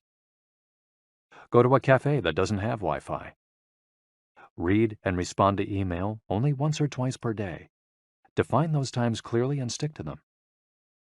Try the Pomodoro technique. Get yourself a kitchen timer. Some are made to look like a pomodoro or a tomato, and commit to working on a single task as long as it's running. The Pomodoro technique recommends 25 minutes of work and 5 minutes of rest for each cycle, but you can also do 50 minutes of work and 10 minutes of rest. Find the pace that's best for you. The most important thing is to be disciplined in completing each cycle. Start your work session with a ritual you enjoy, and end it with a reward. Train your mind to return to the present when you find yourself getting distracted. Practice mindfulness or another form of meditation. Go for a walk or a swim, whatever will help you get centered again. Work in a space where you will not be distracted. If you can't do this at home, go to a library, a cafe, or, if your task involves playing the saxophone, a music studio. If you find that your surroundings continue to distract you, keep looking until you find the right place. Divide each activity into groups of related tasks and assign each group its own place and time. For example, if you're writing a magazine article, you could do research and take notes at home in the morning, write in the library in the afternoon, and edit on the couch at night. Bundle routine tasks, such as sending out invoices, making phone calls, and so on, and do them all at once. A summary of the advantages of flow versus the disadvantages of distraction. A focused mind versus a wandering mind. Living in the present versus thinking about the past and the future. Being free from worry versus having concerns about our daily life and the people around us invading our thoughts. Having the hours fly by versus having every minute seem endless. With flow, we feel in control. With distraction, we lose control and fail to complete the task at hand, or other tasks or people keep us from our work. With flow, we prepare thoroughly. With distraction, we act without being prepared. With flow, we know what we should be doing at any given moment. When distracted, we frequently get stuck and don't know how to proceed. With flow, our mind is clear and overcomes all obstacles to the flow of thought. With distraction, we're plagued by doubts, concerns, and low self-esteem. With flow, it's pleasant. With distraction, it's boring and exhausting. And with flow, our ego fades. We're not the ones controlling the activity or task we're doing. The task is leading us. And with distraction, constant self-criticism. Our ego is present, and we feel frustrated. Flow in Japan. Takumis, engineers, geniuses, and otakus. What do takumis, artisans, engineers, inventors, and otakus, fans of anime and manga, have in common? They all understand the importance of flowing with their ikigai at all times. One widespread stereotype about people in Japan is that they're exceptionally dedicated and hard-working, even though some Japanese people say they look like they're working harder than they really are. There is no doubt, though, about their ability to be completely absorbed in a task, or about their perseverance when there's a problem to be solved.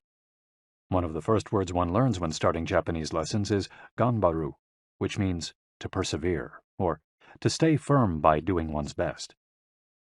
Japanese people often apply themselves to even the most basic tasks with an intensity that borders on obsession. We see this in all kinds of contexts, from the retirees taking meticulous care of their rice fields in the mountains of Nagano to the college students working the weekend shift in convenience stores known as konbinis. If you go to Japan, you'll experience this attention to detail firsthand in almost every transaction. Walk into one of the stores that sell handcrafted objects in Naha, Kanazawa, or Kyoto, and you'll also discover that Japan is a treasure trove of traditional craftwork. The people of Japan have a unique talent for creating new technologies while preserving artisanal traditions and techniques. The art of the takumi. Toyota employs artisans who are able to make a certain type of screw by hand. These takumi, or experts in a particular manual skill, are extremely important at Toyota, and they are hard to replace. Some of them are the only people who know how to perform their exact skill, and it doesn't seem as though a new generation is going to take up the mantle. Turntable needles are another example. They're produced almost exclusively in Japan, where you can find the last remaining people who know how to use the machinery required to make these precision needles, and who are trying to pass on their knowledge to their descendants. We met a takumi on a visit to Kumano, a small town near Hiroshima. We were there for the day, working on a photo essay for one of the most famous brands of makeup brushes in the West. The billboard welcoming visitors to Kumano shows a mascot holding a large brush. In addition to the brush factories, the town is full of little houses and vegetable gardens. Heading farther in, you can see several Shinto shrines at the base of the mountains that surround the town. We spent hours taking photos in factories full of people in orderly rows, each doing a single task, such as painting the handles of the brushes or loading boxes of them onto trucks, before we realized we still hadn't seen anyone actually putting bristles into the brush heads. After we asked about this and got the runaround several times, the president of one company agreed to show us how it was done. He led us out of the building and asked us to get into his car. After a 5-minute drive, we parked next to another, smaller structure and climbed the stairs. He opened a door, and we walked into a small room filled with windows that let in lovely natural light. In the middle of the room was a woman wearing a mask. You could see only her eyes. She was so focused on choosing individual bristles for the brushes, gracefully moving her hands and fingers, using scissors and combs to sort the bristles, that she didn't even notice our presence. Her movements were so quick, it was hard to tell what she was doing. The president of the company interrupted her to let her know that we'd be taking photos as she worked. We couldn't see her mouth, but the glint in her eye and the cheerful inflection in her speech let us know she was smiling. She looked happy and proud, talking about her work and responsibilities. We had to use extremely fast shutter speeds to capture her movements. Her hands danced and flowed in concert with her tools and the bristles she was sorting. The president told us that this takumi was one of the most important people in the company, even though she was hidden away in a separate building. Every bristle of every brush the company made passed through her hands. Steve Jobs in Japan. Apple co-founder Steve Jobs was a big fan of Japan. Not only did he visit the Sony factories in the 1980s and adopt many of their methods when he founded Apple, he was also captivated by the simplicity and quality of Japanese porcelain in Kyoto. It was not, however, an artisan from Kyoto who won Steve Jobs' devotion, but rather a takumi from Toyama named Yokio Shakunaga, who used a technique called Etchu Setoyaki, known by only a few. On a visit to Kyoto, Jobs heard of an exhibition of Shakunaga's work. He immediately understood that there was something special about Shakunaga's porcelain. As a matter of fact, he bought several cups, vases, and plates, and went back to the show 3 times that week. Jobs returned to Kyoto several times over the course of his life in search of inspiration, and ended up meeting Shakunaga in person. It is said that Jobs had many questions for him, almost all of them about the fabrication process and the type of porcelain he used.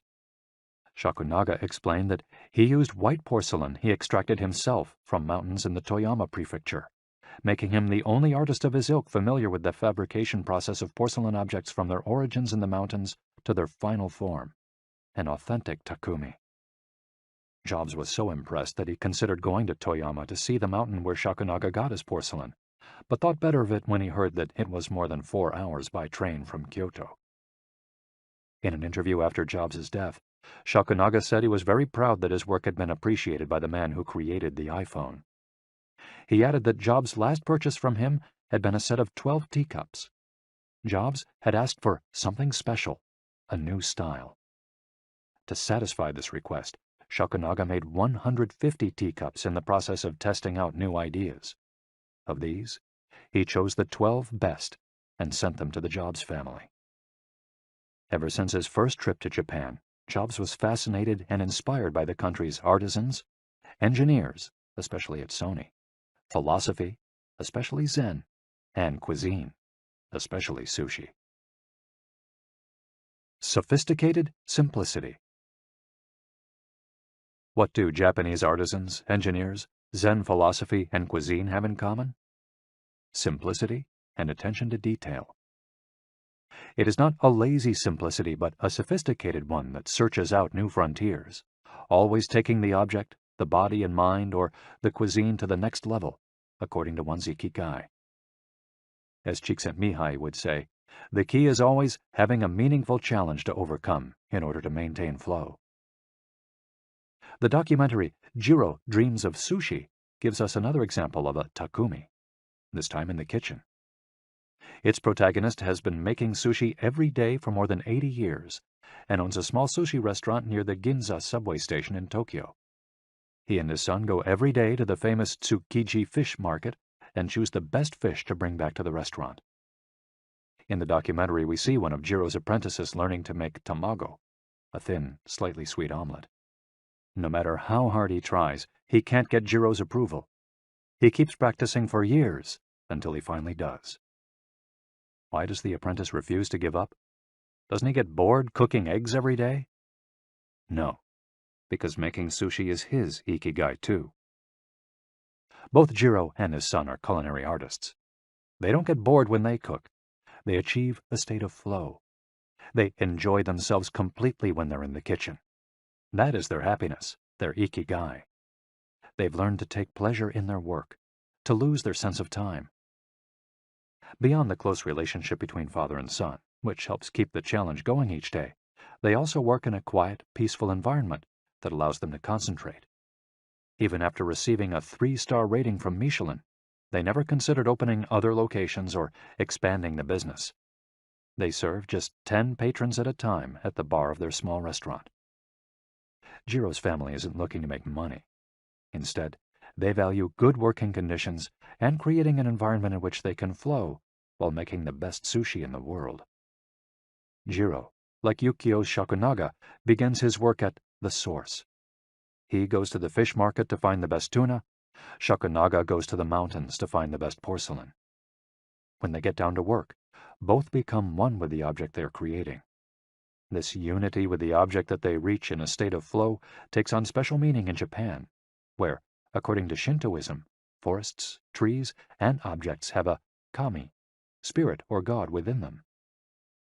When someone, whether an artist, an engineer, or a chef, sets out to create something, his or her responsibility is to use nature to give it life, while respecting that nature at every moment. During this process, the artisan becomes one with the object and flows with it. An ironworker would say that metal has a life of its own, just as someone making ceramics would say the clay does. The Japanese are skilled at bringing nature and technology together, not man versus nature, but a union of the two. The purity of Ghibli. There are those who say that the Shinto value of being connected with nature is vanishing. One of the harshest critics of this loss is another artist with a clearly defined Ikigai, Hayao Miyazaki, the director of the animated films produced by Studio Ghibli. In nearly all his films, we see humans, technology, fantasy, and nature in a state of conflict, and in the end, coming together. One of the most poignant metaphors in his film, Spirited Away, is an obese spirit covered in trash that represents pollution of the rivers. In Miyazaki's films, forests have personalities, trees have feelings, and robots befriend birds. Considered a national treasure by the Japanese government, Miyazaki is an artist capable of becoming completely absorbed in his art. He uses a cell phone from the late 1990s, and he makes his entire team draw by hand. He directs his films by rendering on paper even the tiniest detail, achieving flow by drawing, not by using a computer. Thanks to this obsession on the director's part, Studio Ghibli is one of the only studios in the world where almost the entire production process is carried out using traditional techniques. Those who have visited Studio Ghibli know that it's fairly typical on a given Sunday to see a solitary individual tucked away in a corner, hard at work. A man in simple clothes who will greet them with an "Ohayo," hello, without looking up. Miyazaki is so passionate about his work that he spends many Sundays in the studio, enjoying the state of flow, putting his Ikigai above all else. Visitors know that under no circumstances is one to bother Miyazaki, who is known for his quick temper, especially if he is interrupted while drawing.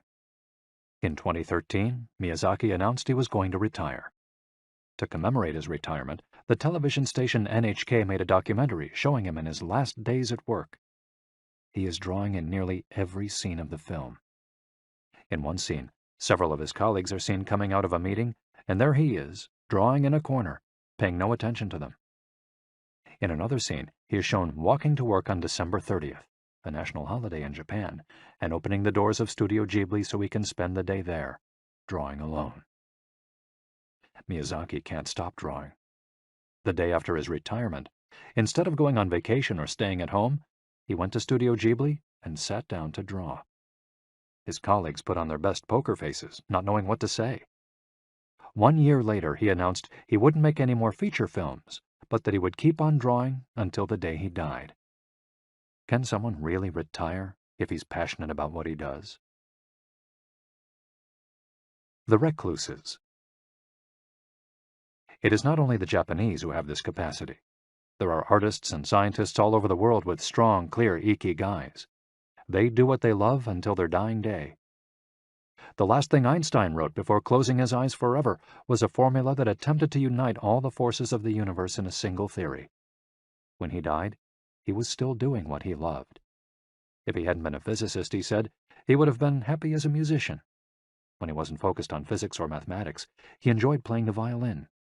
Reaching a state of flow while working on his formulas or playing music, his two ikigais, brought him endless pleasure. Many such artists might seem misanthropic or reclusive, but what they are really doing is protecting the time that brings them happiness, sometimes at the expense of other aspects of their lives. They are outliers who apply the principles of flow to their lives to an extreme. Another example of this kind of artist is the novelist Haruki Murakami. He sees only a close circle of friends and appears in public in Japan only once every few years. Artists know how important it is to protect their space, control their environment, and be free from distractions if they want to flow with their ikigai. Microflow. Enjoying mundane tasks. But what happens when we have to, say, do the laundry, mow the lawn, or attend to paperwork? Is there a way to make these mundane tasks enjoyable?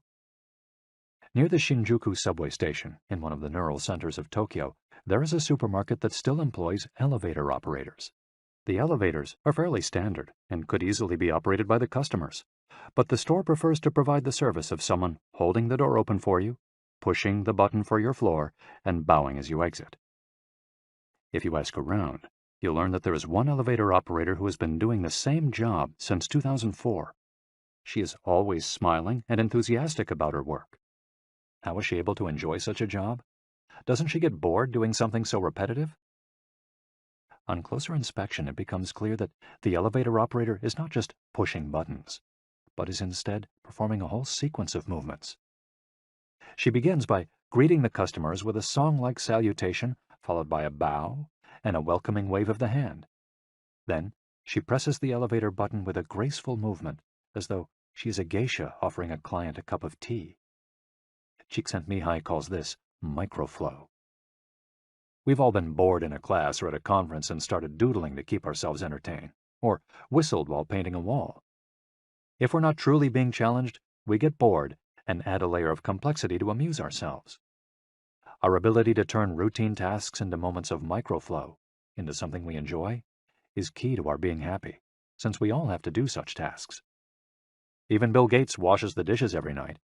He says he enjoys it, that it helps him relax and clear his mind, and that he tries to do it a little better each day, following an established order or set of rules he's made for himself. Plates first, forks second, and so on.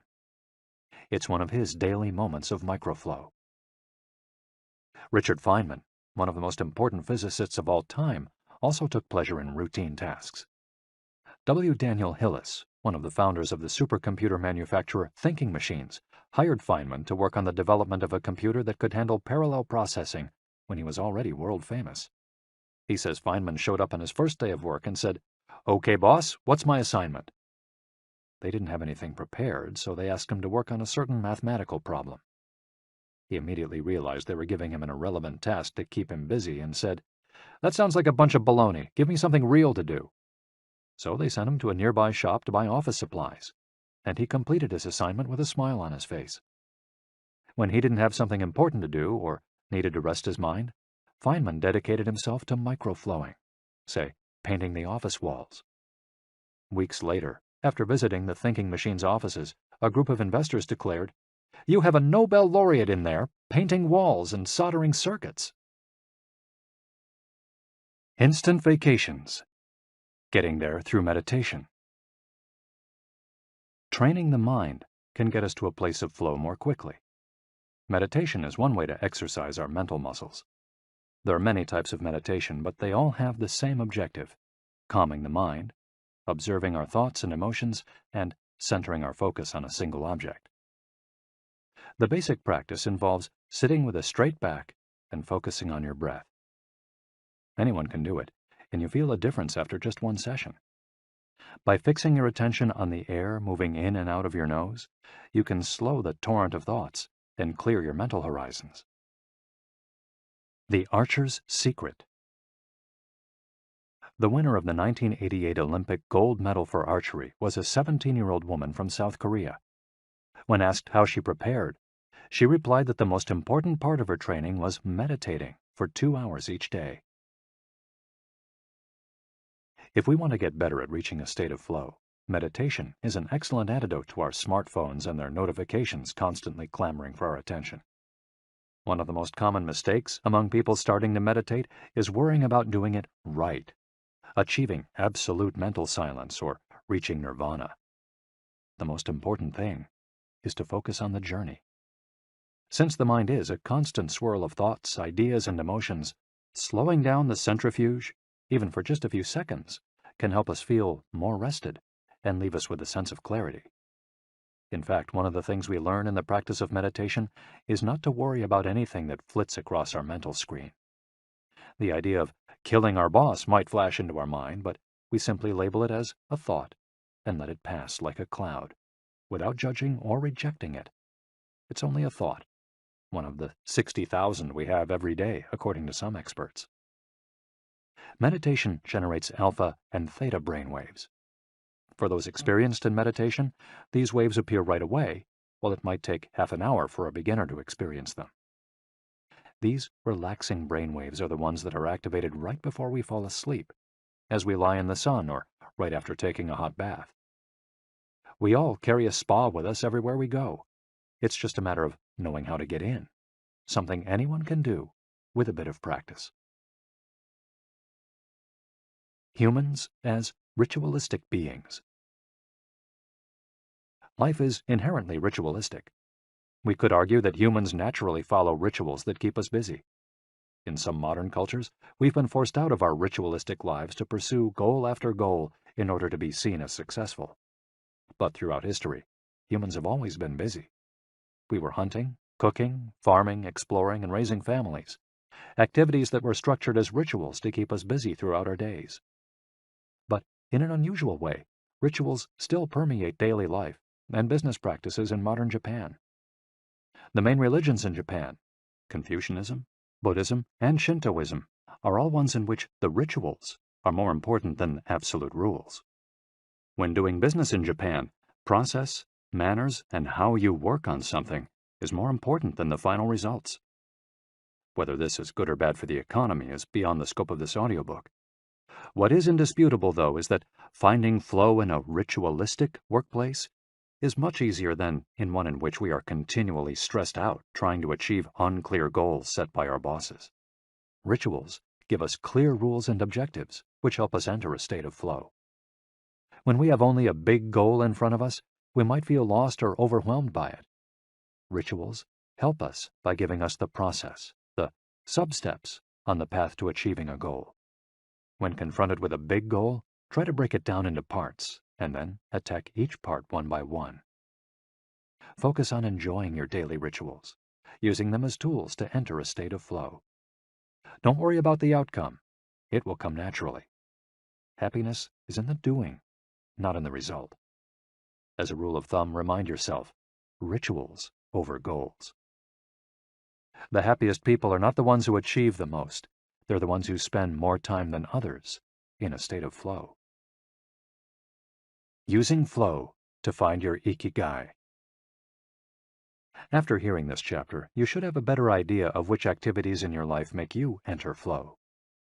Write all of them on a piece of paper. Then, ask yourself 3 questions.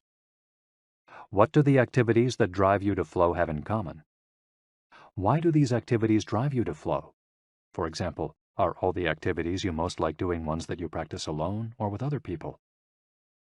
Do you flow more when doing things that require you to move your body, or just to think?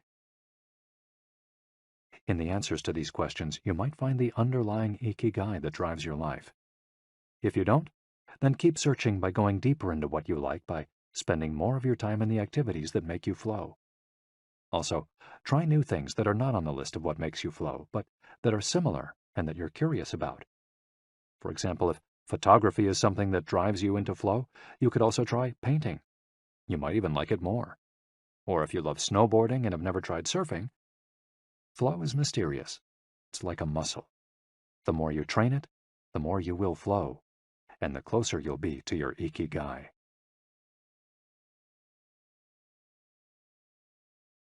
Chapter 5. Masters of Longevity. Words of wisdom from the longest living people in the world. When we started working on this audiobook, we didn't want to just research the factors that contribute to a long and happy life. We wanted to hear from the true masters of this art. The interviews we conducted in Okinawa merit their own chapter, but in the section that precedes it, we've provided an overview of the life philosophies of a few international champions of longevity. We're talking about super centenarians, people who live to 110 years of age or more. The term was coined in 1970 by Norris McWhirter, editor of the Guinness Book of World Records. Its use became more widespread in the 1990s after it appeared in William Strauss and Neil Howe's Generations.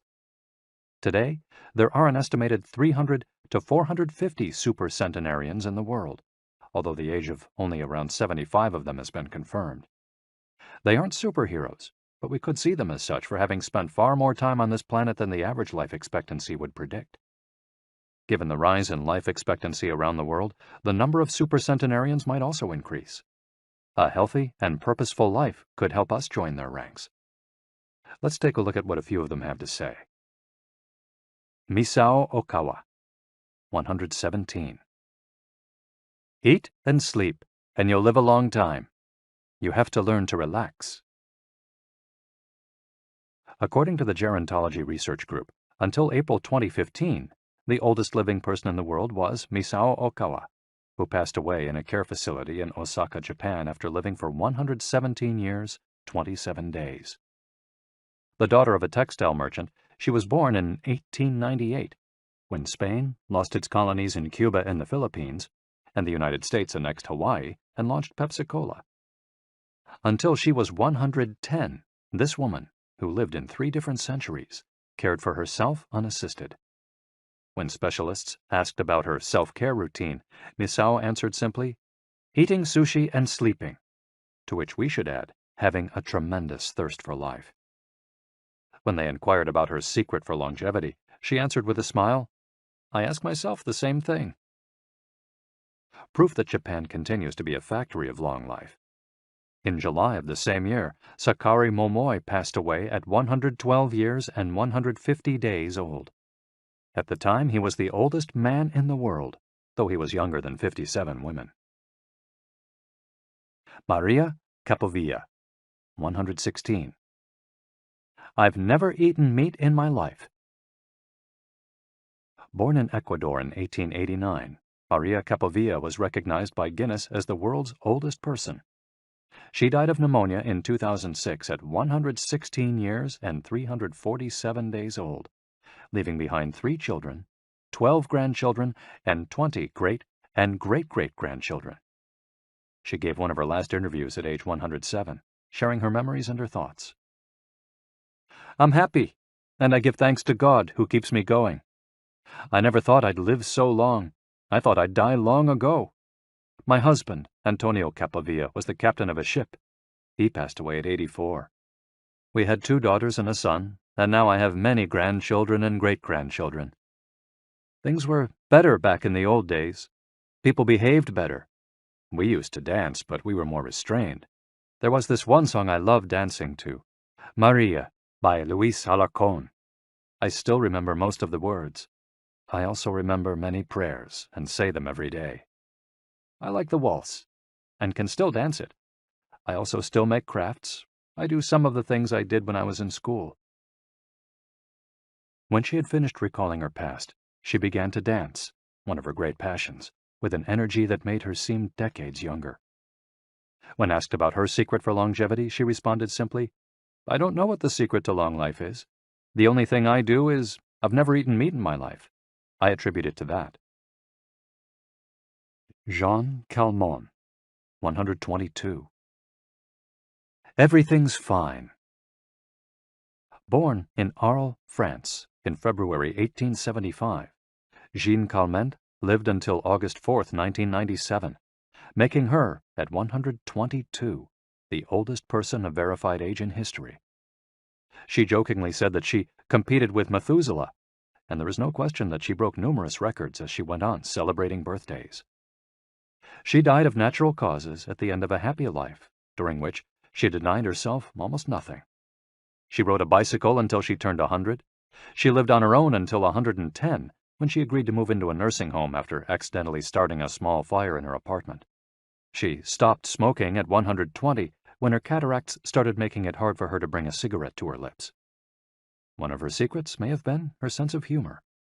As she said on her 120th birthday, I see badly, I hear badly, and I feel bad, but everything's fine. Walter Bruning, 114. If you keep your mind and body busy, you'll be around a long time. Born in Minnesota in 1896, Walter Bruning was able to see 3 centuries in his lifetime. He died in Montana in 2011 from natural causes. He'd had 2 wives and a 50-year career on the railroad. At 83, he retired to an assisted living center in Montana, where he remained until his death. He is the 2nd oldest man of verified age ever born in the United States. He gave many interviews in his final years, insisting that his longevity stemmed from, among other things, his habit of eating only 2 meals per day and working for as many hours as he could. Your mind and your body, you keep both busy, he said on his 112th birthday. You'll be here a long time. Back then, he was still exercising every day. Among Bruning's other secrets, he had a habit of helping others, and he wasn't afraid of dying. As he declared in a 2010 interview with the Associated Press, we're all going to die. Some people are scared of dying.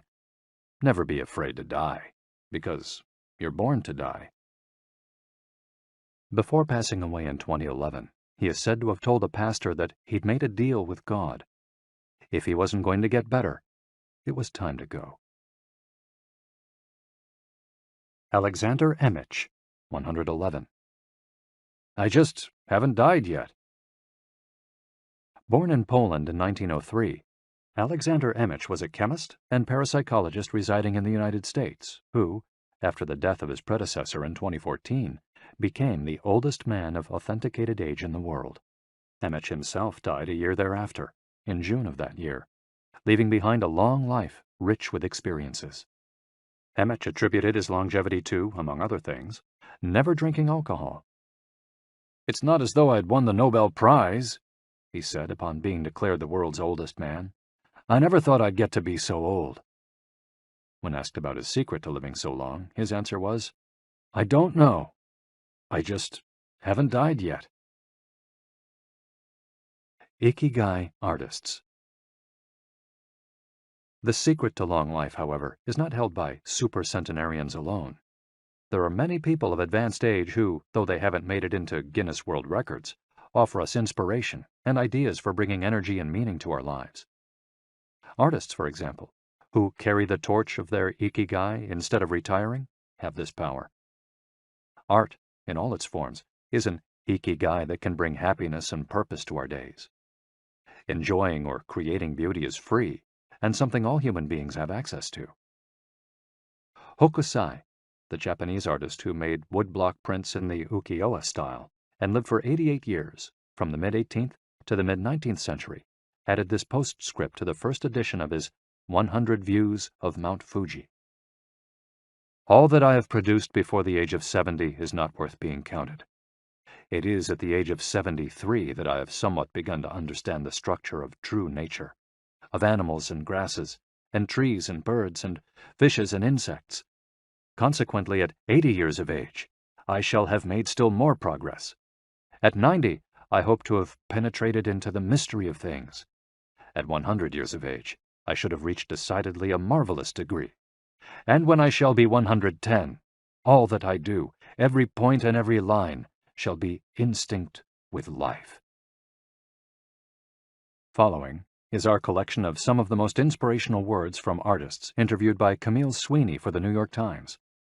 Of those still living, none have retired, and all still enjoy their passion, which they plan to pursue until their final breath, demonstrating that when you have a clear purpose, no one can stop you. The actor Christopher Plummer, still working at 86, reveals a dark desire shared by many who love the profession. "We want to drop dead on stage. That would be a nice, theatrical way to go." Osamu Tezuka, the father of modern Japanese manga, shared this feeling. Before he died in 1989, his last words as he drew one final cartoon were, "Please, just let me work." The 86-year-old filmmaker Frederick Wiseman declared on a stroll through Paris that he likes to work, which is why he does it with such intensity. "Everybody complains about their aches and pains and all that, but my friends are either dead or are still working," he said. Carmen Herrera, a painter who just entered her 100th year, sold her first canvas at 89. Today, her work is in the permanent collections of the Tate Modern and the Museum of Modern Art. When asked how she viewed her future, she responded, "I am always waiting to finish the next thing. Absurd, I know. I go day by day." Never stop learning. You may grow old and trembling in your anatomies. You may lie awake at night listening to the disorder of your veins. You may miss your only love. You may see the world about you devastated by evil lunatics, or know your honor trampled in the sewers of baser minds. There is only one thing for it then: to learn. Learn why the world wags and what wags it. That is the only thing which the mind can never exhaust, never alienate, never be tortured by, never fear or distrust, and never dream of regretting. T.H. White, the once and future king. For his part, naturalist and author Edward O. Wilson asserted, "I feel I have enough experience to join those who are addressing big questions. About 10 years ago, when I began reading and thinking more broadly about the questions of what are we, where did we come from, and where are we going, I was astonished at how little this was being done." Ellsworth Kelly, an artist who passed away in 2015 at the age of 92, assured us that the idea that we lose our faculties with age is, in part, a myth, because instead we develop a greater clarity and capacity for observation. It's one thing about getting older. You see more. Every day, I'm continuing to see new things. That's why there are new paintings. At age 86, the architect Frank Gehry reminds us that some buildings can take 7 years, from the time you're hired until you're finished, a fact that favors a patient attitude with regard to the passage of time. The man responsible for the Guggenheim Museum Bilbao, however, knows how to live in the here and now. You stay in your time. You don't go backward. I think if you relate to the time you're in, you keep your eyes and ears open, read the paper, see what's going on, stay curious about everything, you'll automatically be in your time. Longevity in Japan. Because of its robust civil registry, many of those verified as having lived the longest are found in the United States. However, there are many centenarians living in remote villages in other countries. A peaceful life in the countryside seems pretty common among people who have watched a century pass. Without question, the international superstar of longevity is Japan, which has the highest life expectancy of any country in the world. In addition to a healthy diet, which we will explore in detail, and an integrated healthcare system in which people go to the doctor for regular checkups to prevent disease, longevity in Japan is closely tied to its culture, as we'll see later on. The sense of community and the fact that Japanese people make an effort to stay active until the very end are key elements of their secret to long life. If you want to stay busy even when there's no need to work, there has to be an Ikigai on your horizon, a purpose that guides you throughout your life and pushes you to make things of beauty and utility for the community and yourself. Chapter 6. Lessons from Japan's Centenarians. Traditions and Proverbs for Happiness and Longevity. To get to Ogimi, we had to fly nearly 3 hours from Tokyo to Naha, the capital of Okinawa. Several months earlier, we'd contacted the town council of a place known as the Village of Longevity to explain the purpose of our trip and our intention to interview the oldest members of the community. After numerous conversations, we finally got the help we were looking for and were able to rent a house just outside the town. 1 year after starting this project, we found ourselves on the doorstep of some of the longest living people in the world. We realized right away that time seems to have stopped there, as though the entire town were living in an endless here and now. Arriving in Ogimi. After 2 hours on the road from Naha, we're finally able to stop worrying about the traffic. To our left are the sea and an empty stretch of beach. To our right, the mountainous jungle of Okinawa's Yanbaru forests. Once Route 58 passes Nago, where Orion beer, the pride of Okinawa, is made, it skirts the coast until it reaches Ogimi. Every now and then a few little houses and stores crop up in the narrow stretch of land between the road and the base of the mountain. We pass small clusters of houses scattered here and there as we enter the municipality of Ogimi, but the town doesn't really seem to have a center. Our GPS finally guides us to our destination, the Center for the Support and Promotion of Well-Being, housed in an unattractive cinder block building right off the highway. We go in through the back door, where a man named Taira is waiting for us. Beside him is a petite, cheerful woman who introduces herself as Yuki. 2 other women immediately get up from desks and show us to a conference room. They serve us each a cup of green tea and a few shikuwasa, a small citrus fruit that packs a big nutritional punch, as we'll see later on. Taira sits down across from us in his formal suit and opens up a large planner and a 3-ring binder. Yuki sits next to him. The binder contains a list of all the town's residents, organized by age and club, or moai. Taira points out that these groups of people who help one another are characteristic of Ogimi. The moai are not organized around any concrete objective. They function more like a family. Taira also tells us that volunteer work, rather than money, drives much of what happens in Ogimi. Everyone offers to pitch in, and the local government takes care of assigning tasks. This way, everyone can be useful and feels like part of the community. Ogimi is the penultimate town before Cape Hedo, the northernmost point of the largest island in the archipelago. From the top of Ogimi's mountains, we're able to look down over the whole town. Almost everything is the green of the Yanbaru jungle, making us wonder where the nearly 3,200 residents are hiding. We can see a few houses, but they're scattered in little clusters near the sea or in small valleys, accessible by side roads. Communal life. We're invited to eat in one of Ogimi's few restaurants, but when we arrive, the only 3 tables are already reserved. "Don't worry, we'll go to Churaumi instead. It never fills up," says Yuki, walking back to the car. She's still driving at age 88, and takes great pride in that. Her co-pilot is 99, and has also decided to spend the day with us. We have to drive fast to keep up with them on a highway that is sometimes more dirt than asphalt. Finally reaching the other end of the jungle, we can at last sit down to eat. "I don't really go to restaurants," Yuki says as we take our seats.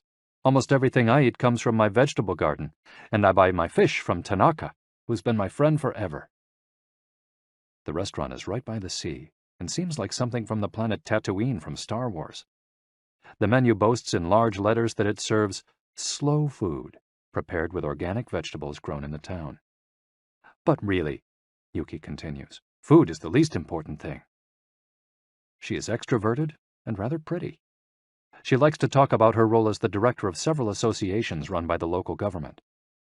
"Food won't help you live longer," she says, bringing to her lips a bite of the diminutive confection that followed our meal. "The secret is smiling and having a good time."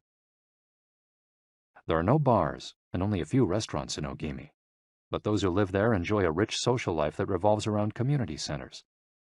The town is divided into 17 neighborhoods, and each one has a president and several people in charge of things like culture, festivals, social activities, and longevity.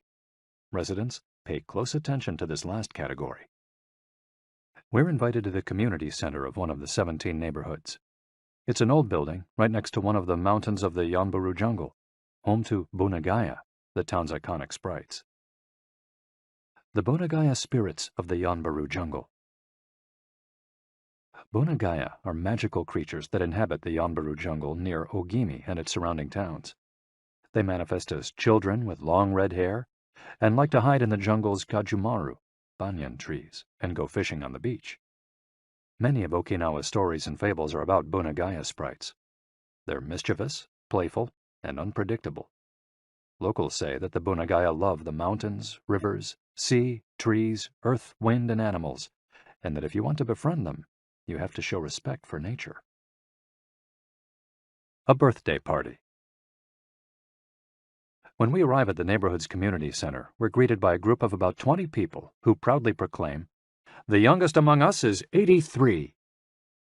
We conduct our interviews at a large table while drinking green tea. When we finish, we're brought to an event space where we celebrate the birthdays of 3 members of the group. One woman is turning 99, another 94, and one young man has just reached 89. We sing a few songs popular in the village and finish up with "Happy Birthday" in English. The woman turning 99 blows out the candles and thanks everyone for coming to her party. We eat homemade shikawase cake and end up dancing and celebrating as though it were the birthday of a 20-something. It's the first party, but not the last, that we'll attend during our week in the village.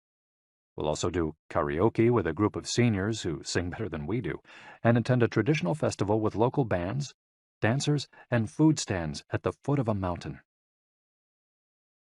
Celebrate each day together. Celebrations seem to be an essential part of life in Ogimi. We're invited to watch a game of gate ball, one of the most popular sports among Okinawa's older residents. It involves hitting a ball with a mallet-like stick. It's a low-impact sport that can be played anywhere, and it's a good excuse to move around and have fun as a group. The residents hold local competitions, and there is no age limit for participants. We participate in the weekly game and lose to a woman who recently turned 104. Everyone cheers, and the defeated look on our faces elicits laughter. In addition to playing and celebrating as a community, spirituality is also essential to the happiness of the village's residents. The gods of Okinawa.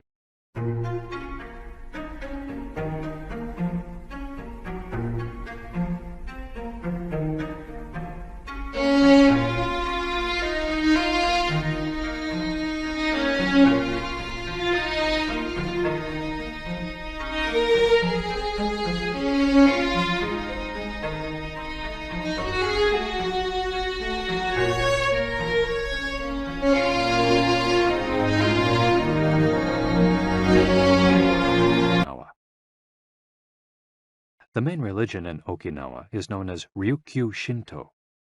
Ryukyu is the original name of the Okinawa archipelago, and Shinto means the path of the gods. Ryukyu Shinto combines elements of Chinese Taoism, Confucianism, Buddhism, and Shintoism with shamanistic and animistic elements. According to this ancient faith, the world is populated by an infinite number of spirits divided into several types: spirits of the home, of the forest, of the trees, and of the mountains. It's important to appease these spirits through rituals and festivals, and by consecrating sacred grounds. Okinawa is full of sacred jungles and forests, where many of the two main kinds of temples are found, the Utaki and the Uganju. We visited an Uganju, or small open-air temple, adorned with incense and coins next to a waterfall in Ogimi. The Utaki is a collection of stones where people go to pray and where, supposedly, spirits gather. In Okinawa's religious practice, women are considered spiritually superior to men, whereas the opposite is true of traditional Shintoism in the rest of Japan. Yuta are women chosen as mediums by their communities to make contact with the spirit realm through traditional rites. Ancestor worship is another important feature of spiritual practice in Okinawa, and in Japan in general. The home of each generation's firstborn usually contains a butsudan, or small altar, used to pray for and make offerings to the family's ancestors. Mabui.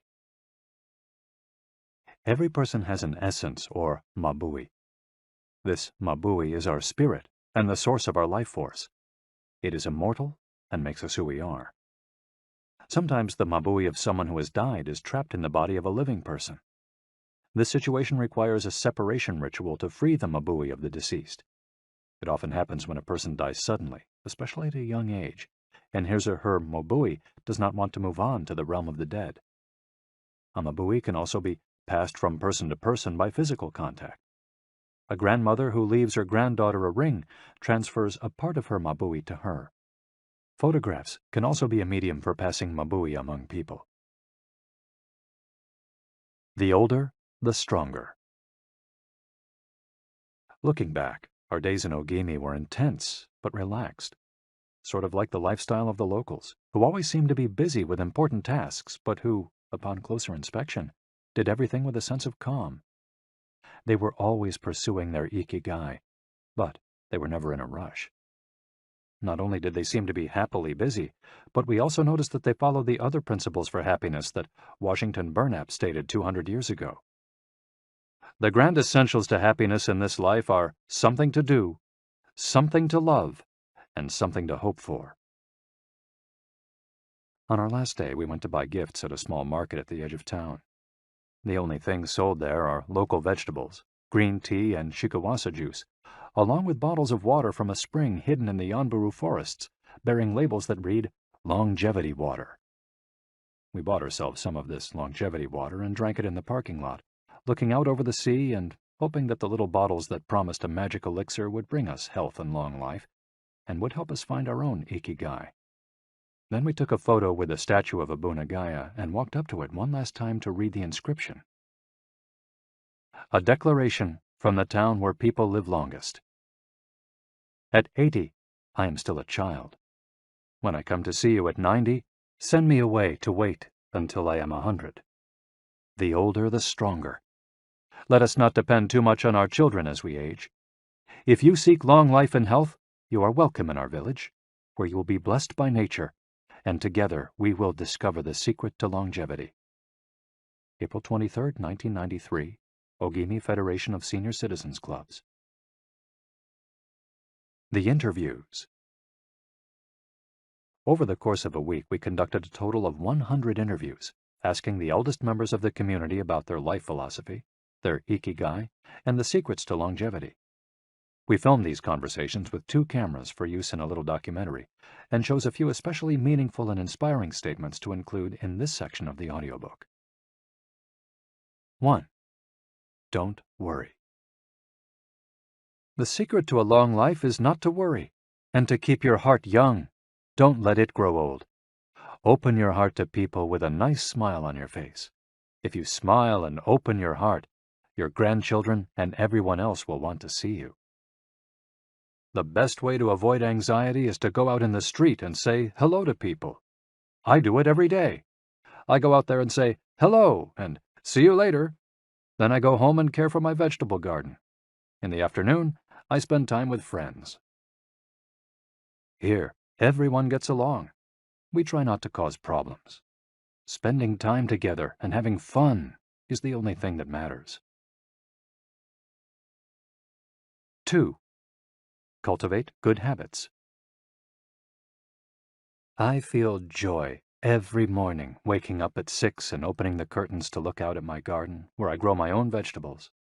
I go right outside to check on my tomatoes, my mandarin oranges. I love the sight of them. It relaxes me. After an hour in the garden, I go back inside and make breakfast. I plant my own vegetables and cook them myself. That's my Ikigai. The key to staying sharp in old age is in your fingers. From your fingers to your brain and back again. If you keep your fingers busy, you'll live to see 100. I get up at 4 every day. I set my alarm for that time, have a cup of coffee, and do a little exercise, lifting my arms. That gives me energy for the rest of the day. I eat a bit of everything. I think that's the secret. I like variety in what I eat.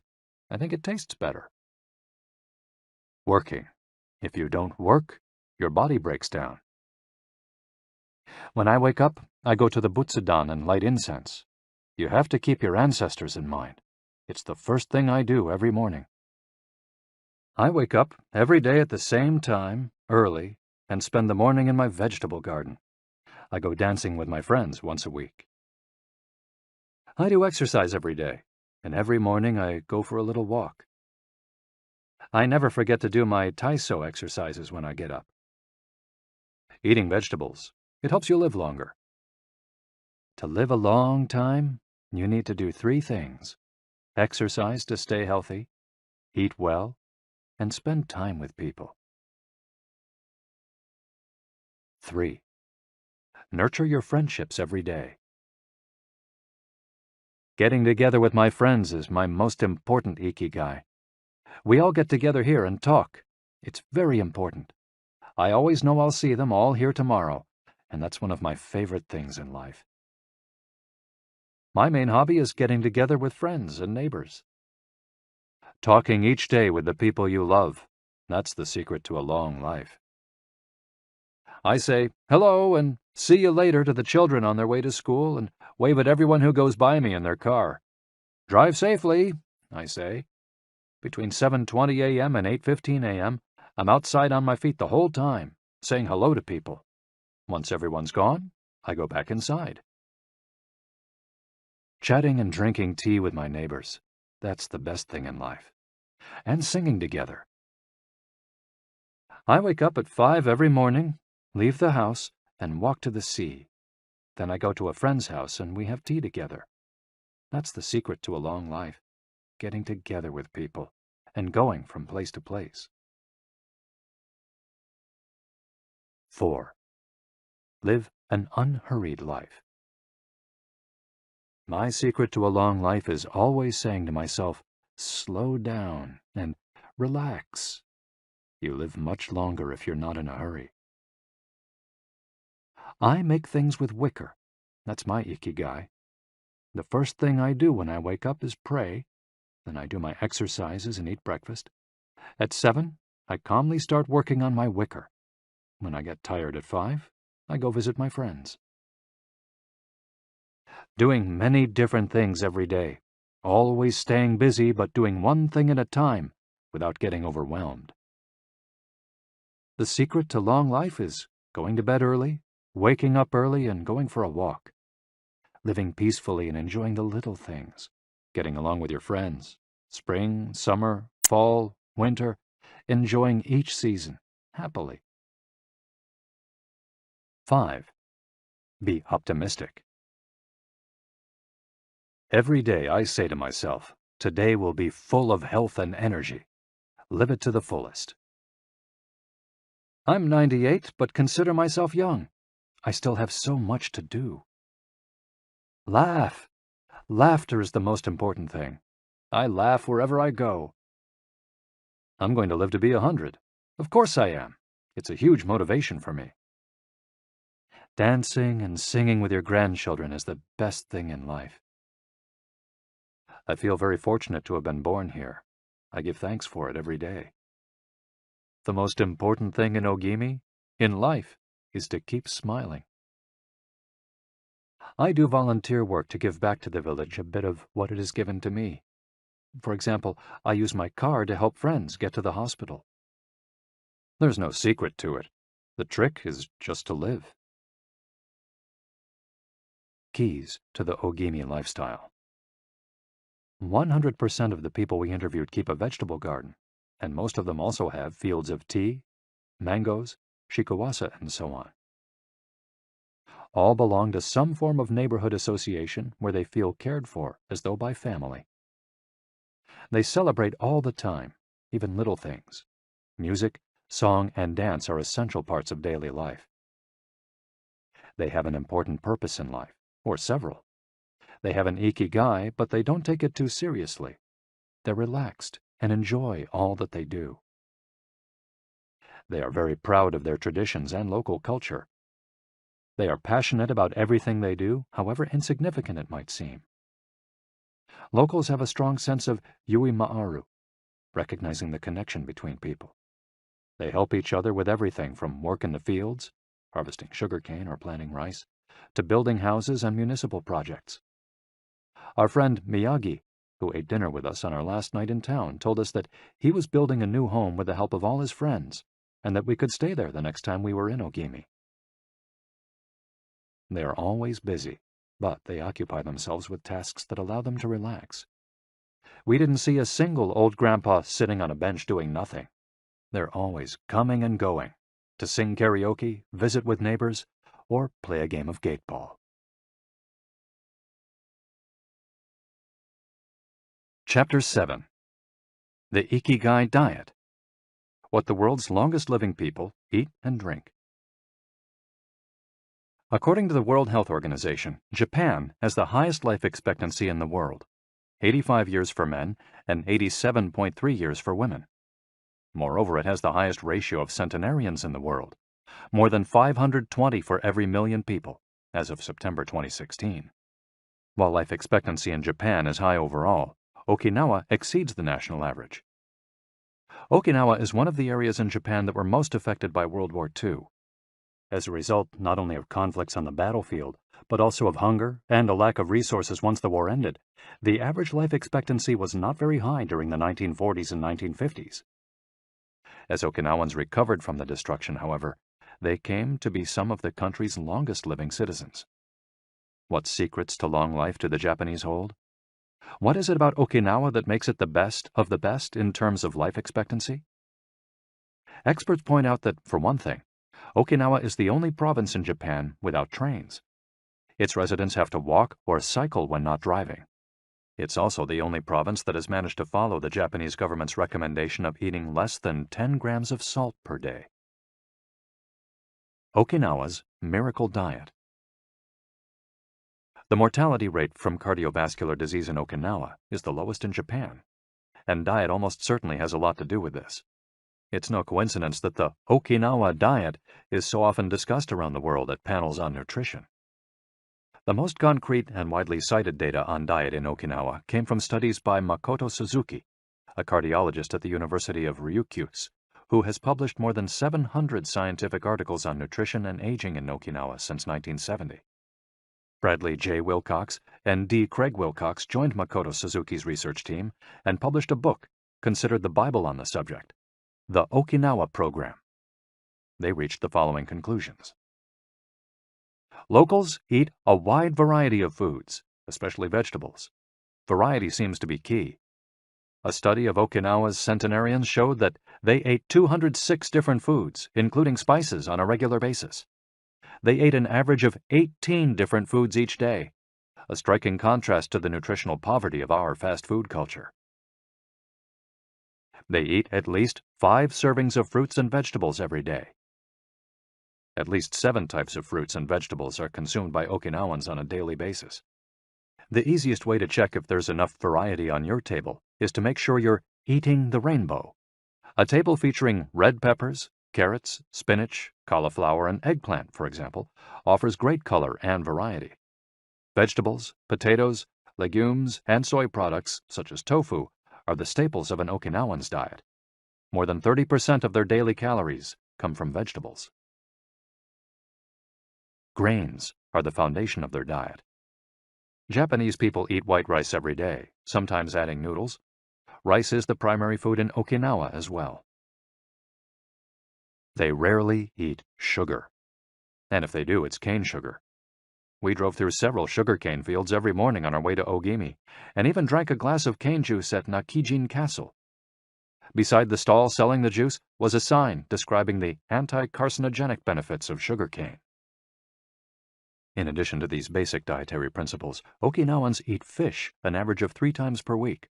Unlike in other parts of Japan, the most frequently consumed meat is pork, though locals eat it only once or twice per week. Along these lines, Makoto Suzuki's studies indicate the following. Okinawans consume, in general, 1/3 as much sugar as the rest of Japan's population, which means that sweets and chocolate are much less a part of their diet.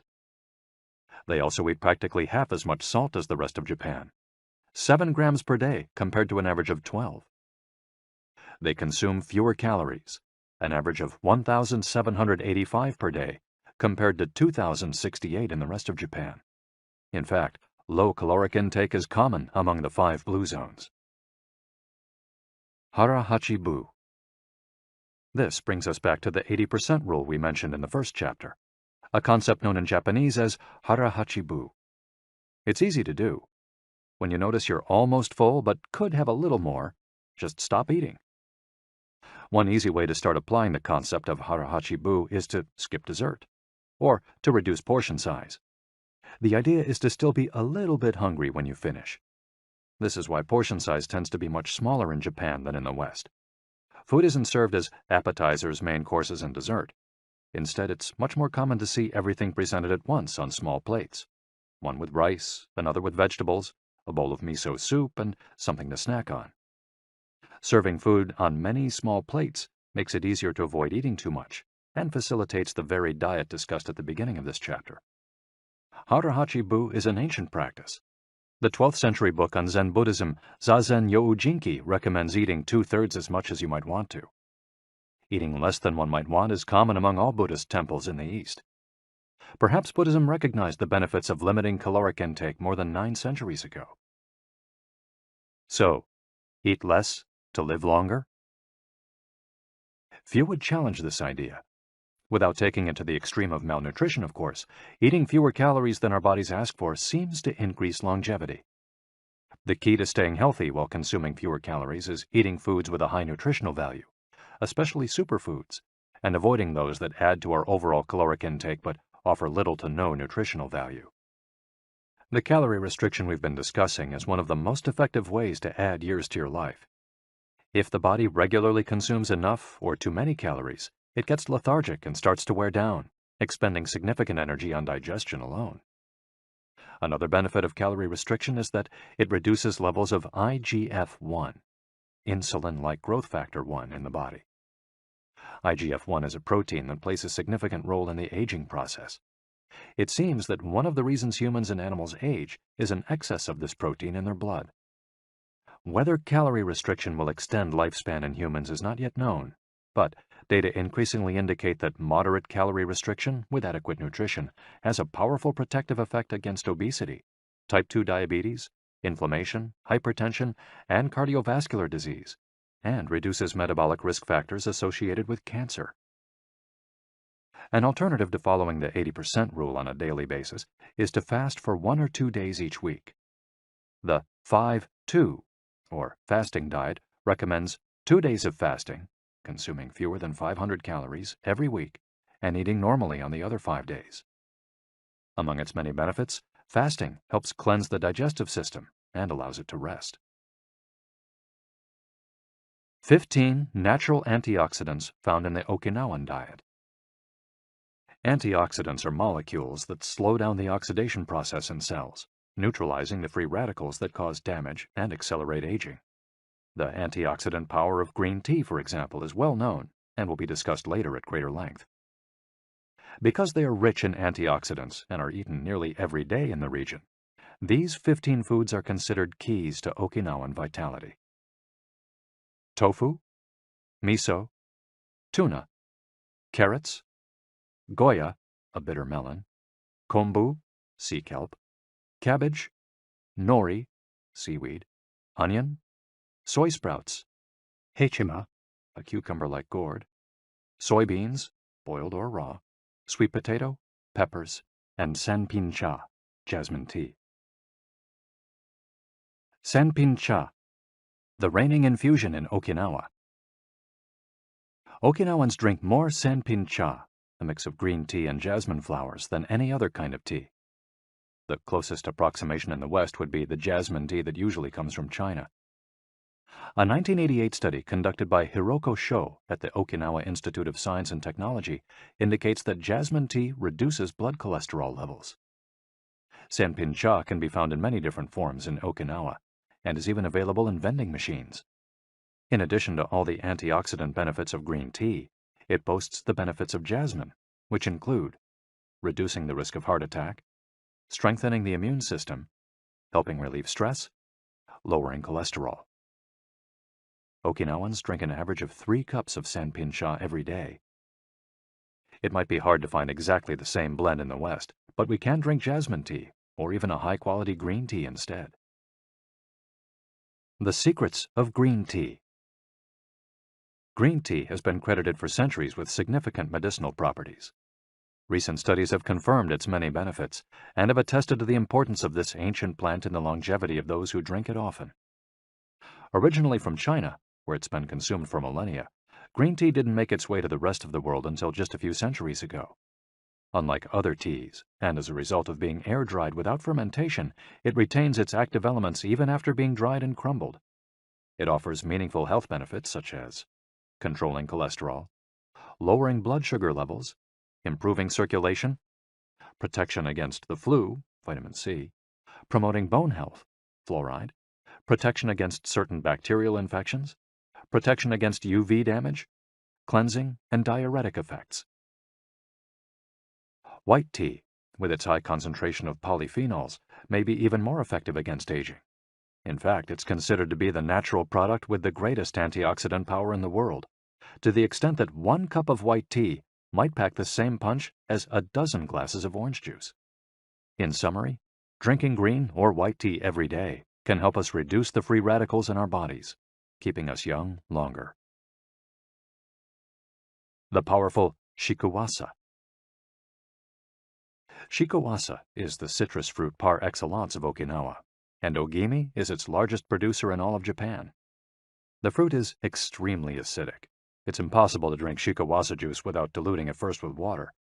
Its taste is somewhere between that of a lime and a mandarin orange, to which it bears a family resemblance. Shikuwasas also contain high levels of nobiletin, a flavonoid rich in antioxidants. All citrus fruits, grapefruits, oranges, lemons, are high in nobiletin, but Okinawa's shikuwasas have 40 times as much as oranges. Consuming nobiletin has been proven to protect us from arteriosclerosis, cancer, type 2 diabetes, and obesity in general. Shikuwasas also contain vitamins C and B, beta-carotene, and minerals. They're used in many traditional dishes and to add flavor to food, and are squeezed to make juice.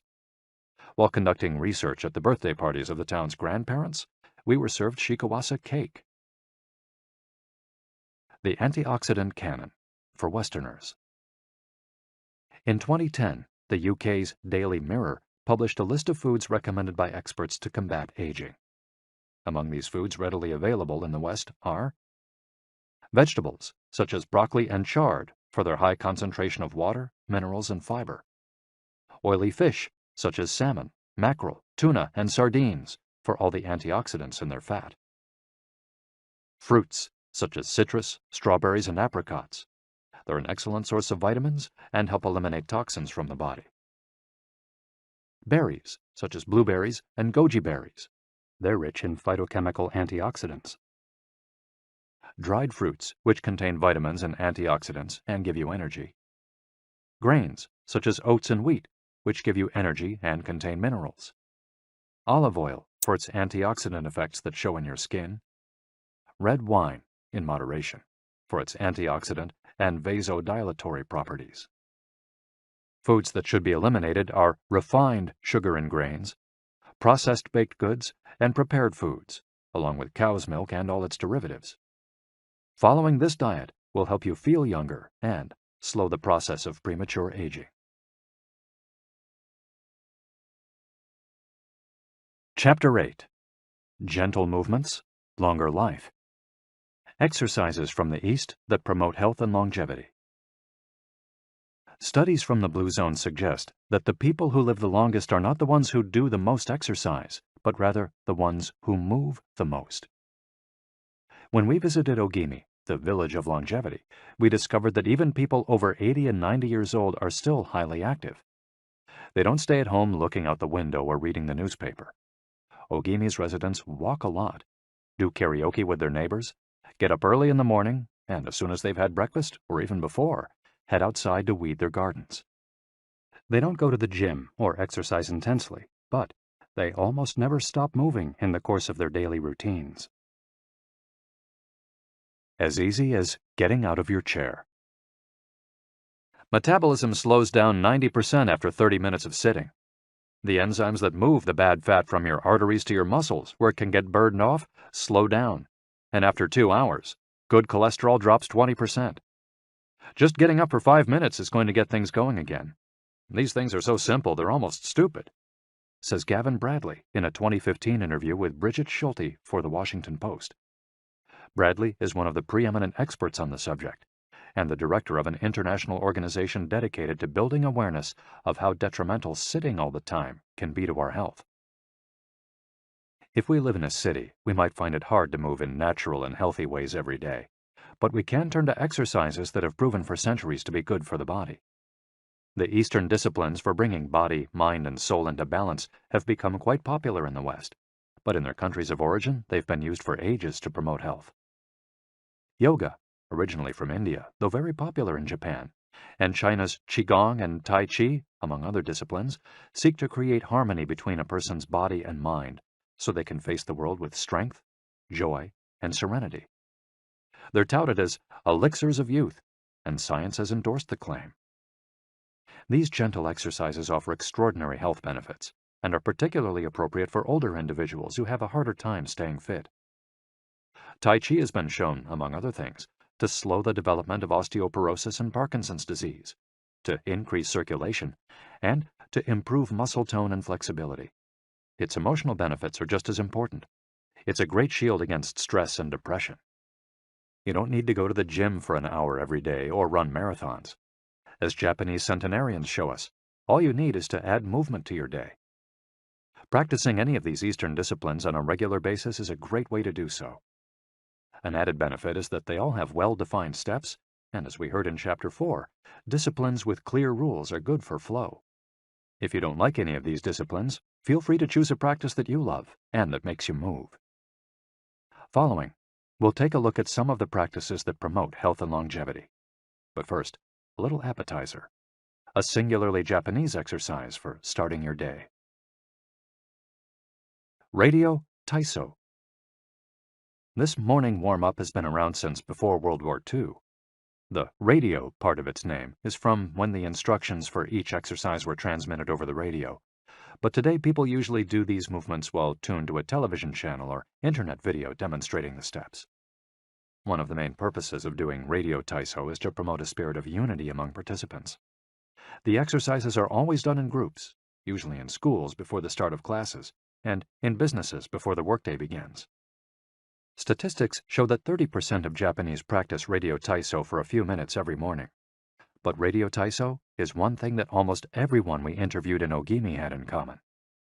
Even the residents of the nursing home we visited dedicated at least 5 minutes every day to doing it, though some did the exercises from their wheelchairs. We joined them on their daily practice, and we felt refreshed for the rest of the day. When these exercises are done in a group, it's usually on a sports field or in a large reception hall, and typically involves some kind of loudspeaker. The exercises take 5 or 10 minutes, depending on whether you do all or only some of them. They focus on dynamic stretching and increasing joint mobility. One of the most iconic Radio Taiso exercises consists of simply raising your arms above your head and then bringing them down in a circular motion. It's a tool to wake up the body, an easy mobility workout that is low in intensity and that focuses on exercising as many joints as possible. It might seem basic, but in our modern lives, we can spend days without raising our arms above our ears. Think about it. Our arms are down when using computers, when using smartphones, when reading books. One of the few times we raise our hands over our heads is when reaching for something in a cupboard or closet, while our ancestors were raising their hands over their heads all the time when gathering things from trees. Radio Taiso helps us to practice all the basic movements of the body. Yoga. Popular in Japan as well as in the West, yoga can be done by almost anyone. Some of its poses have even been adapted for pregnant women and practitioners with physical disabilities. Yoga comes from India, where it was developed millennia ago to unite our mental and physical elements. The word yoga itself comes from the Sanskrit term for yoke, which refers to the crosspiece that binds draft animals to one another and to the cart they're pulling.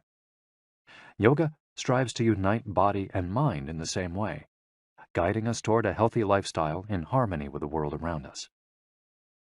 The main objectives of yoga are to bring us closer to our human nature, mental and physical purification, to bring us closer to the divine. Styles of yoga. Though all are oriented towards similar goals, there are many different types of yoga that vary according to the traditions and texts from which they were developed. The differences among them lie, as the masters say, in the path taken to the summit of our best self. Jnana Yoga. The yoga of wisdom, the search for discipline and mental growth. Karma Yoga focuses on action, on tasks and duties that benefit oneself and one's community. Bhakti Yoga, the yoga of devotion and surrender to the divine. Mantra Yoga focuses on the recitation of mantras to reach a state of relaxation.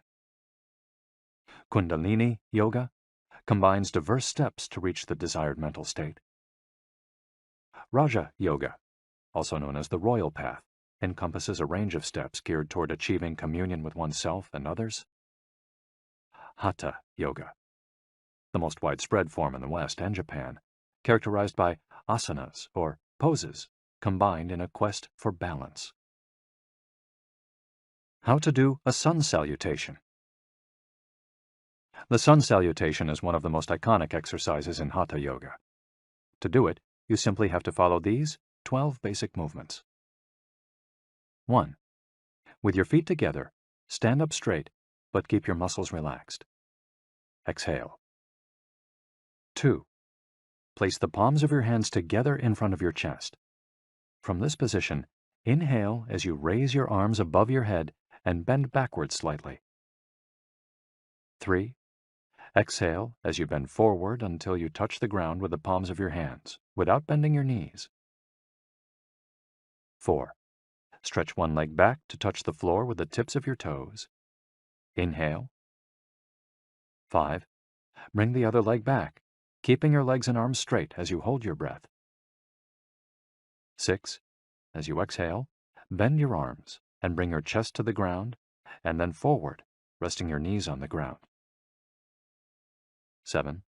Straighten your arms and bend your spine back, keeping the lower half of your body on the ground. Inhale. 8. With your hands and feet on the ground, lift your hips until your arms and legs are straight and your body forms an upside-down V. Exhale throughout the movement. 9. Bring forward the same leg you'd stretched back earlier and bend it so that your knee and foot are aligned under your head and between your hands. Inhale. 10. Exhale as you bring your back foot forward and straighten your legs, keeping your hands on the ground as in posture 3. 11. Bring your arms above your head with your palms together and bend backwards slightly as you did in posture 2 while you inhale. 12. Lower your arms to their initial position in mountain pose while you exhale. You've just greeted the sun. Now you're ready to have a fantastic day. Tai Chi. Also known as Tai Chi Chuan, Tai Chi is a Chinese martial art that can be traced back hundreds of years to Buddhism and Confucianism. It's very popular in Japan, too. According to Chinese tradition, it was created by the Taoist master and martial arts practitioner Zhang Sanfeng, though it was Yang Luchan who in the 19th century brought the form to the rest of the world. Tai Chi was originally a neijia, or internal martial art, meaning its goal was personal growth. Focused on self-defense, it teaches those who practice it to defeat their adversaries by using the least amount of force possible and by relying on agility.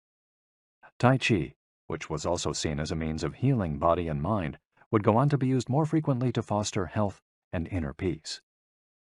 To encourage its citizens to be more active, the Chinese government promoted it as an exercise, and it lost its original connection to martial arts, becoming instead a source of health and well-being, accessible to all.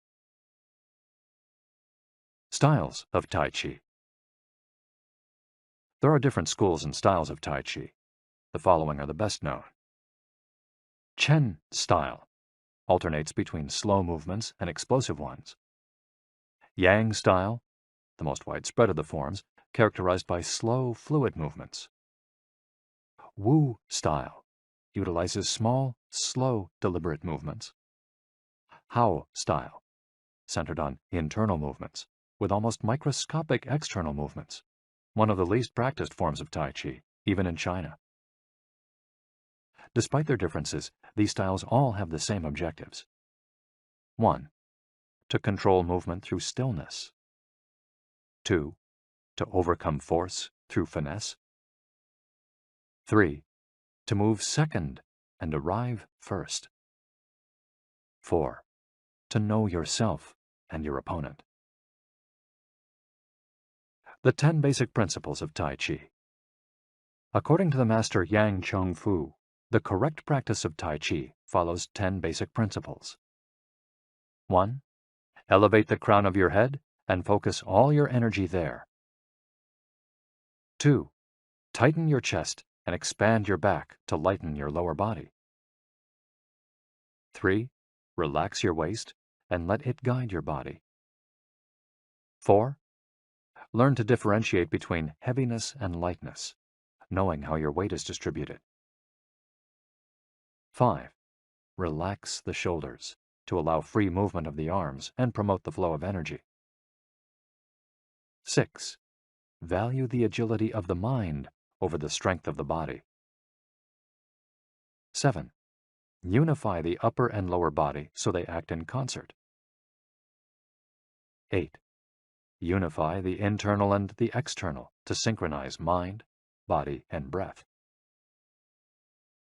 9. Do not break the flow of your movement. Maintain fluidity and harmony. 10. Look for stillness in movement. An active body leads to a calm mind. Imitating clouds. One of the best-known movements in Tai Chi consists of following the form of clouds in an exercise called wave hands like clouds. Here are the steps. 1. Extend your arms in front of you with your palms down. 2. Turn your palms to face in, as though you were hugging a tree trunk. 3. Open your arms out to the side. 4. Bring the left arm up and center, and the right arm down and center. 5. Trace the shape of a ball in front of your body. 6. Turn your left palm toward your face. 7. Shift your weight to your left foot and pivot from your hip toward that side while your eyes follow the movement of your hand. 8. Bring your left hand to your waist and your right hand in front of your face. 9. Shift your weight to your right foot. 10. Pivot toward your right, looking at your raised right hand the entire time. 11. Repeat this movement fluidly, shifting your weight from one foot to the other as you reposition your hands. 12. Stretch your arms out in front of you again and bring them down slowly, returning to your initial position. Qigong.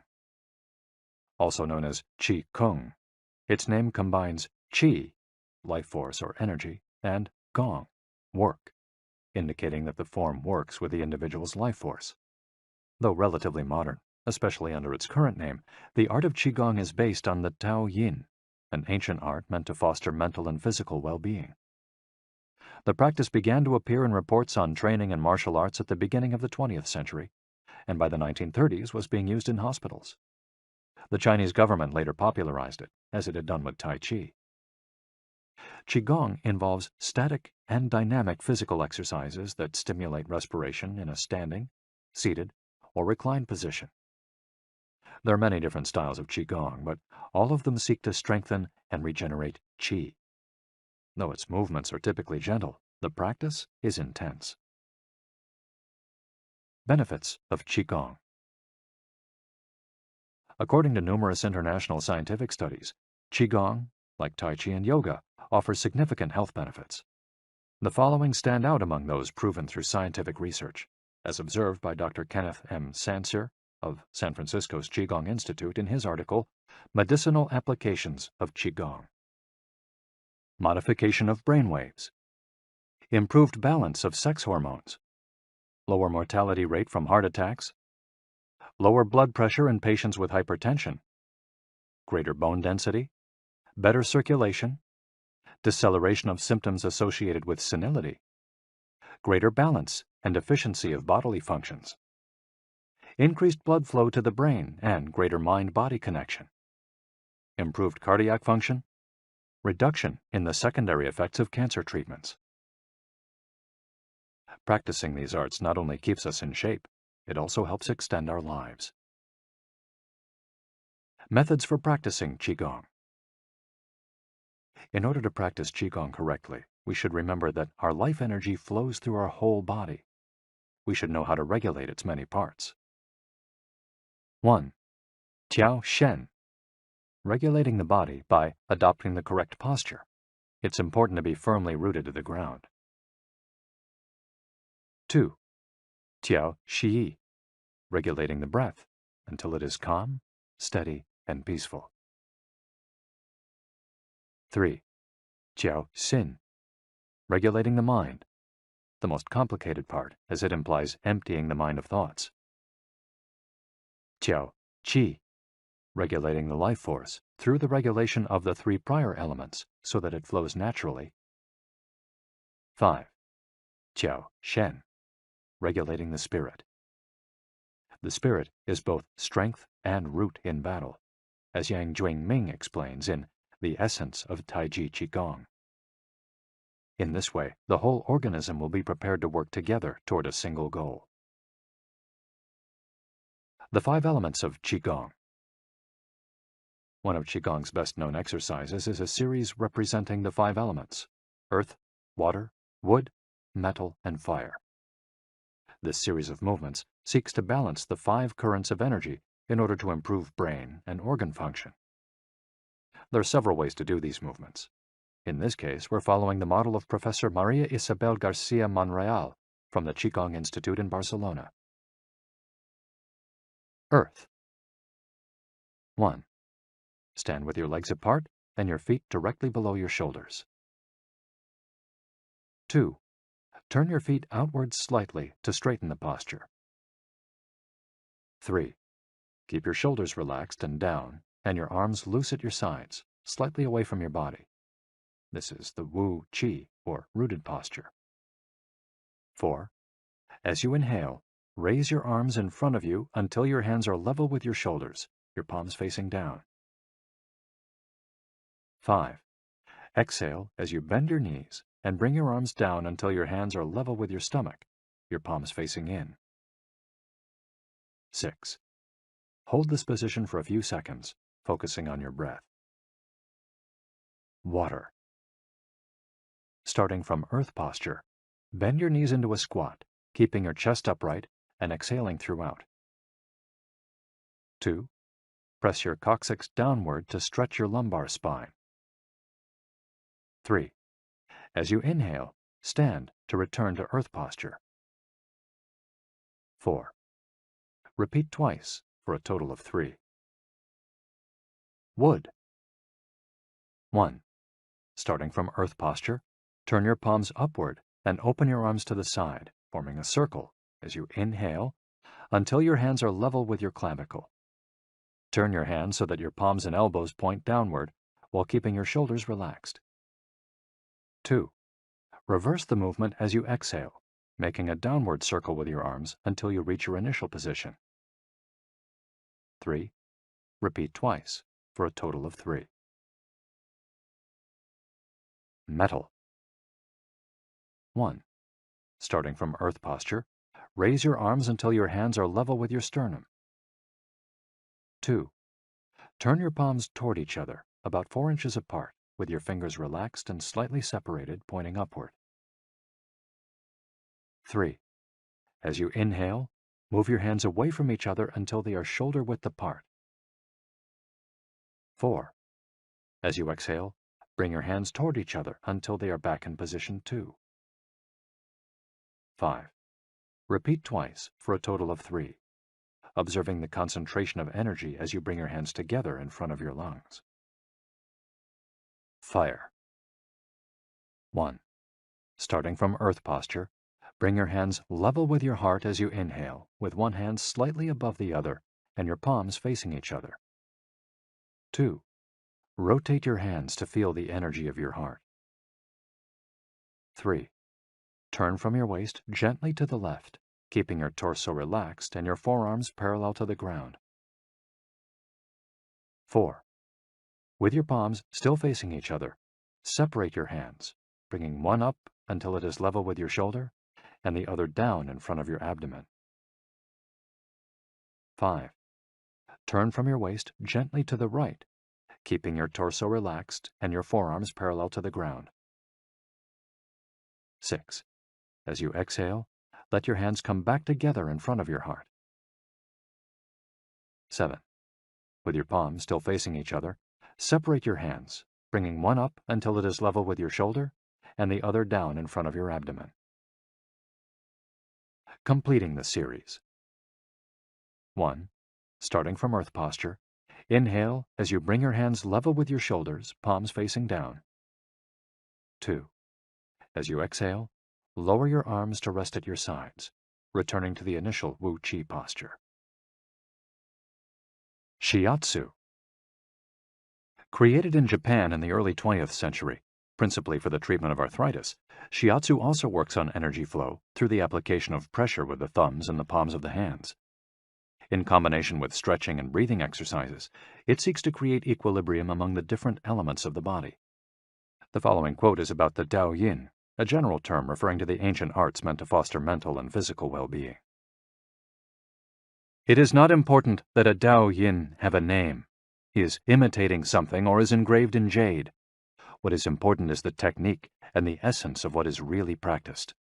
Stretching and contracting, bending and lifting of the head, stepping, lying down, resting or standing, walking or stepping slowly, screaming or breathing, everything can be a Tao Yin. Ge Hong. Breathe better. Live longer. The book Xiu Qian Shishu, known in the West as 10 Books on the Cultivation of Perfection, dates back to the 13th century and is a compendium of materials from diverse sources on developing the mind and body. It quotes, among others, the celebrated Chinese doctor and essayist Sun Simiao, who lived during the 6th century. Sun Simiao was a proponent of a technique called the 6 healing sounds, which involves the coordination of movement, breathing, and pronouncing sounds with the purpose of bringing our souls to a place of calm. The 6 sounds are XU, pronounced like shh, with a deep sigh, which is associated with the liver. HE, pronounced like her, with a yawn, which is associated with the heart. SI, pronounced like sir, with a slow exhale, which is associated with the lungs. CHUI, pronounced like chui, with a forceful exhale, which is also associated with the kidneys. HOO, pronounced like hu, which is associated with the spleen. And XI, pronounced like shi, which connects the whole body. The following poem by Sun Simiao offers clues about how to live well according to the season. It reminds us of the importance of breathing and suggests that as we breathe, we visualize the organs associated with each of the healing sounds. In spring, breathe shh for clear eyes, and so wood can aid your liver.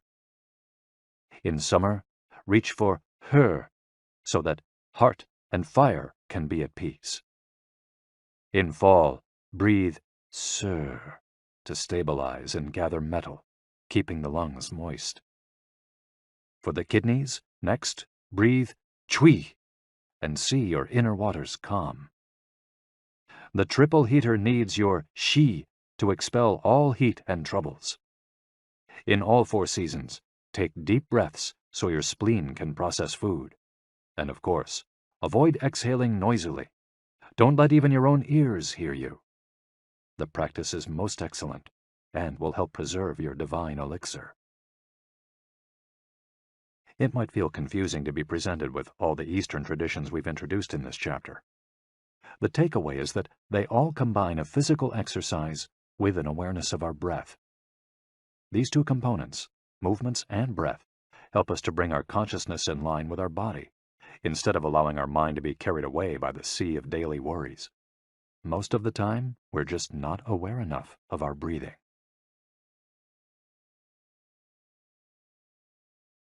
Chapter 9. Resilience and Wabi-Sabi. How to face life's challenges without letting stress and worry age you. What is resilience? One thing that everyone with a clearly defined Ikigai has in common is that they pursue their passion no matter what. They never give up, even when the cards seem stacked against them or they face one hurdle after another. We're talking about resilience, a concept that's become influential among psychologists. But resilience isn't just the ability to persevere. As we'll hear in this chapter, it's also an outlook we can cultivate to stay focused on the important things in life, rather than what is most urgent, and keep ourselves from being carried away by negative emotions. In the final section of the chapter, we'll explore techniques that go beyond resilience to cultivate anti-fragility. Sooner or later, we all have to face difficult moments, and the way we do this can make a huge difference to our quality of life. Proper training for our mind, body, and emotional resilience is essential for confronting life's ups and downs. Nana Korobiya Oki. Fall 7 times, rise 8. Japanese proverb. Resilience is our ability to deal with setbacks. The more resilient we are, the easier it will be to pick ourselves up and get back to what gives meaning to our lives. Resilient people know how to stay focused on their objectives, on what matters, without giving in to discouragement. Their flexibility is the source of their strength. They know how to adapt to change and to reversals of fortune. They concentrate on the things they can control and don't worry about those they can't. In the words of the famous Serenity Prayer by Reinhold Niebuhr, God, give us grace to accept with serenity the things that cannot be changed, courage to change the things which should be changed, and the wisdom to distinguish the one from the other. Emotional resilience through Buddhism and Stoicism. Siddhartha Gautama, Buddha, was born a prince of Kapilavastu, Nepal, and grew up in a palace, surrounded by riches. At 16, he married and had a child. Not satisfied by his family's wealth, at 20,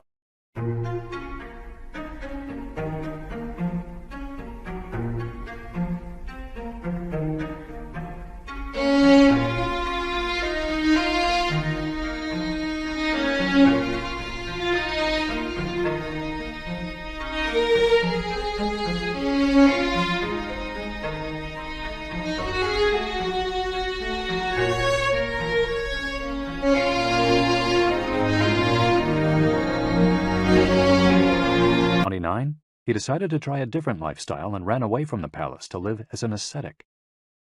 But it wasn't asceticism that he was looking for. It didn't offer the happiness and well-being he sought. Neither wealth nor extreme asceticism worked for him. He realized that a wise person should not ignore life's pleasures. A wise person can live with these pleasures, but should always remain conscious of how easy it is to be enslaved by them. Zeno of Citium began his studies with the Cynics. The Cynics also led ascetic lives, leaving behind all earthly pleasures. They lived in the street, and the only thing they owned was the clothing on their backs.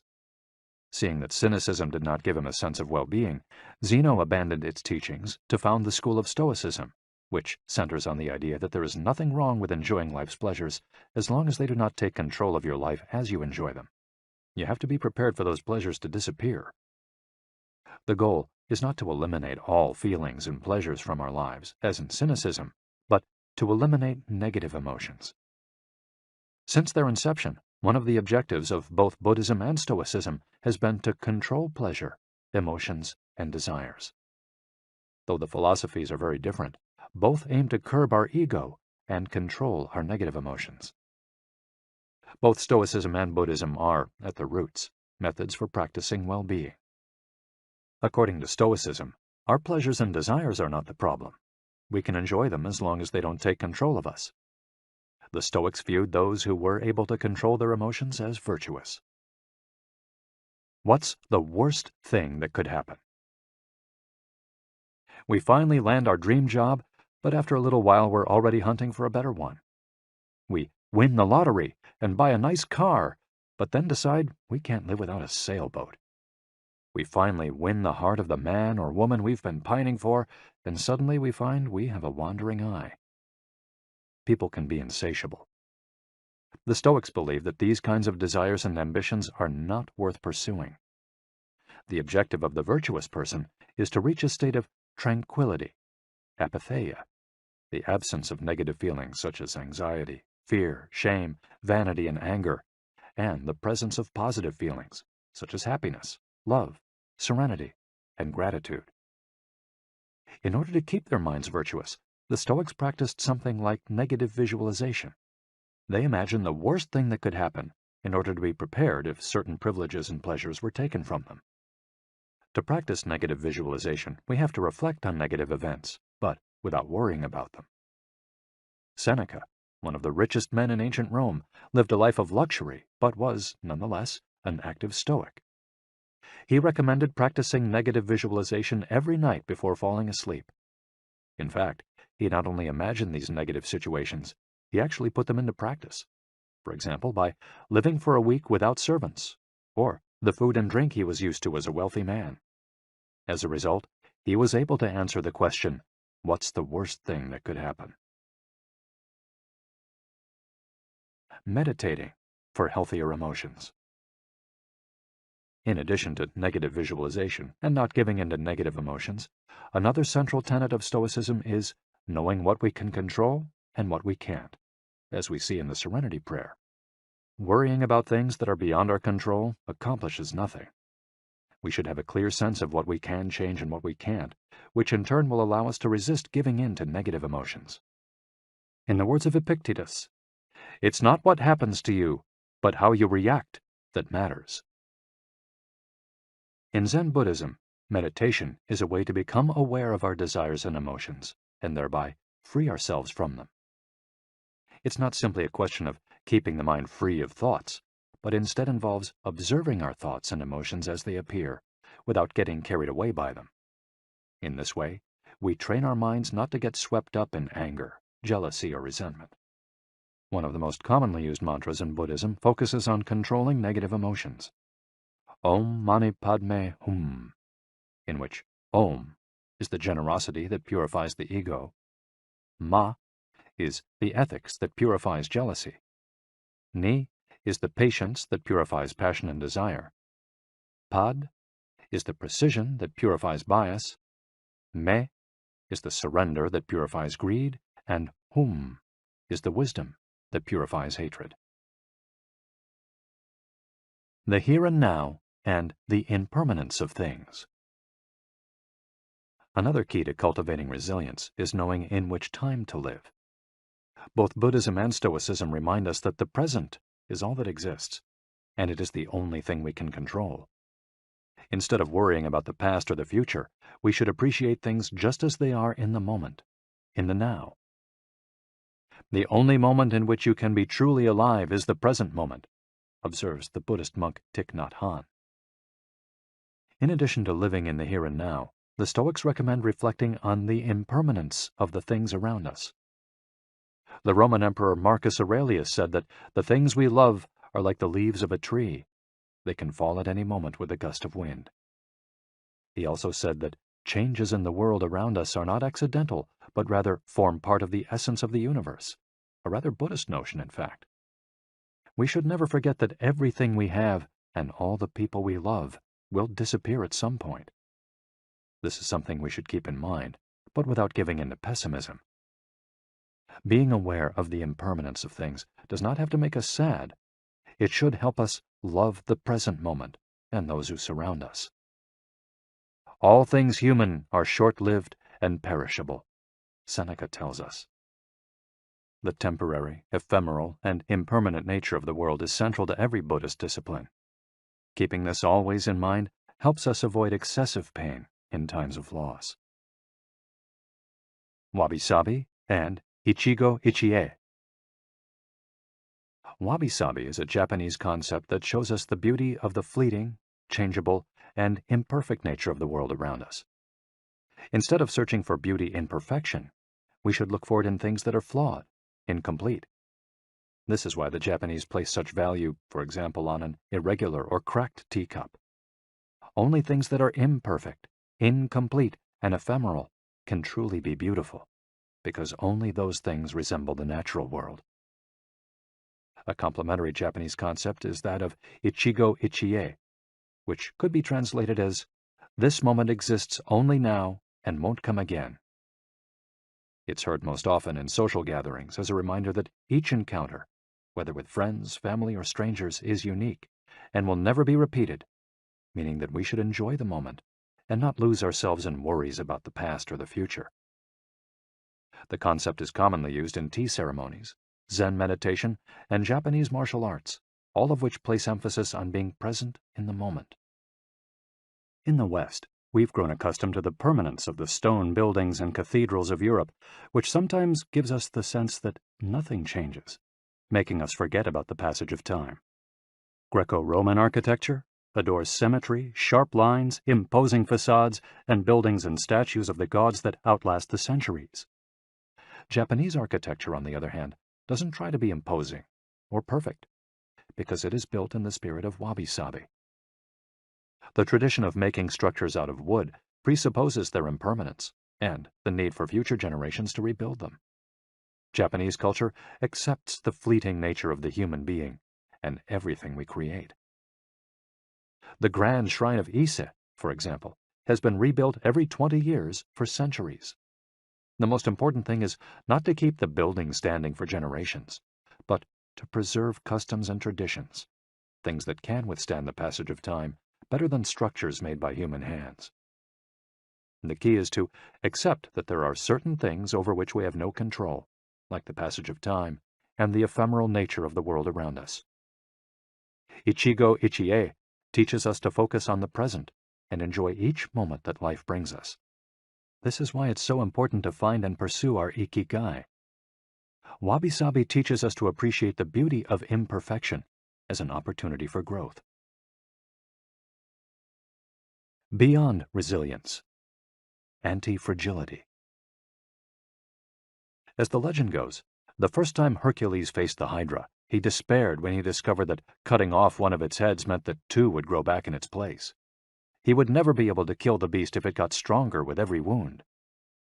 As Nassim Nicholas Taleb explains in Anti-Fragile, Things That Gain from Disorder, we use the word fragile to describe people, things, and organizations that are weakened when harmed, and the words robust and resilient for things that are able to withstand harm without weakening. But we don't have a word for things that get stronger when harmed, up to a point.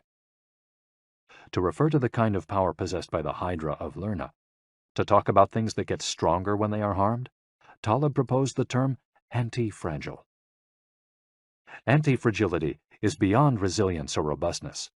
The resilient resists shocks and stays the same. The anti-fragile gets better. Catastrophes and exceptional circumstances offer good models for explaining anti-fragility. In 2011, a tsunami hit the Tohoku region of Japan, doing tremendous damage to dozens of cities and towns along the coast, most famously Fukushima. When we visited the affected coast 2 years after the catastrophe, having driven for hours along cracked highways and past one empty gas station after another, we passed through several ghost towns whose streets had been taken over by the remnants of houses, piles of cars, and empty train stations. These towns were fragile spaces that had been forgotten by the government and could not recover on their own. Other places, such as Ishinomaki and Kisenuma, suffered extensive damage but were rebuilt within a few years, thanks to the efforts of many. Ishinomaki and Kisenuma showed how resilient they were in their ability to return to normal after the catastrophe. The earthquake that caused the tsunami also affected the Fukushima nuclear power plant. The Tokyo Electric Power Company engineers working at the plant were not prepared to recover from that kind of damage. The Fukushima nuclear facility is still in a state of emergency and will be for decades to come. It demonstrated its fragility in the face of an unprecedented catastrophe. The Japanese financial markets closed minutes after the earthquake. Which businesses did the best in the aftermath? Stock in big construction companies has been steadily on the rise since 2011. The need to rebuild the entire coast of Tohoku is a boon for construction. In this case, Japanese construction companies are anti-fragile, since they benefited enormously from the catastrophe. Now let's take a look at how we can apply this concept to our daily lives. How can we be more anti-fragile? Step 1. Create redundancies. Instead of having a single salary, try to find a way to make money from your hobbies, at other jobs, or by starting your own business. If you have only one salary, you might be left with nothing should your employer run into trouble, leaving you in a position of fragility. On the other hand, if you have several options and you lose your primary job, it might just happen that you end up dedicating more time to your secondary job, and maybe even make more money at it. You would have beaten that stroke of bad luck and would be, in that case, anti-fragile. 100% of the seniors we interviewed in Ogimi had a primary and secondary occupation. Most of them kept a vegetable garden as a secondary job and sold their produce at the local market. The same idea goes for friendships and personal interests.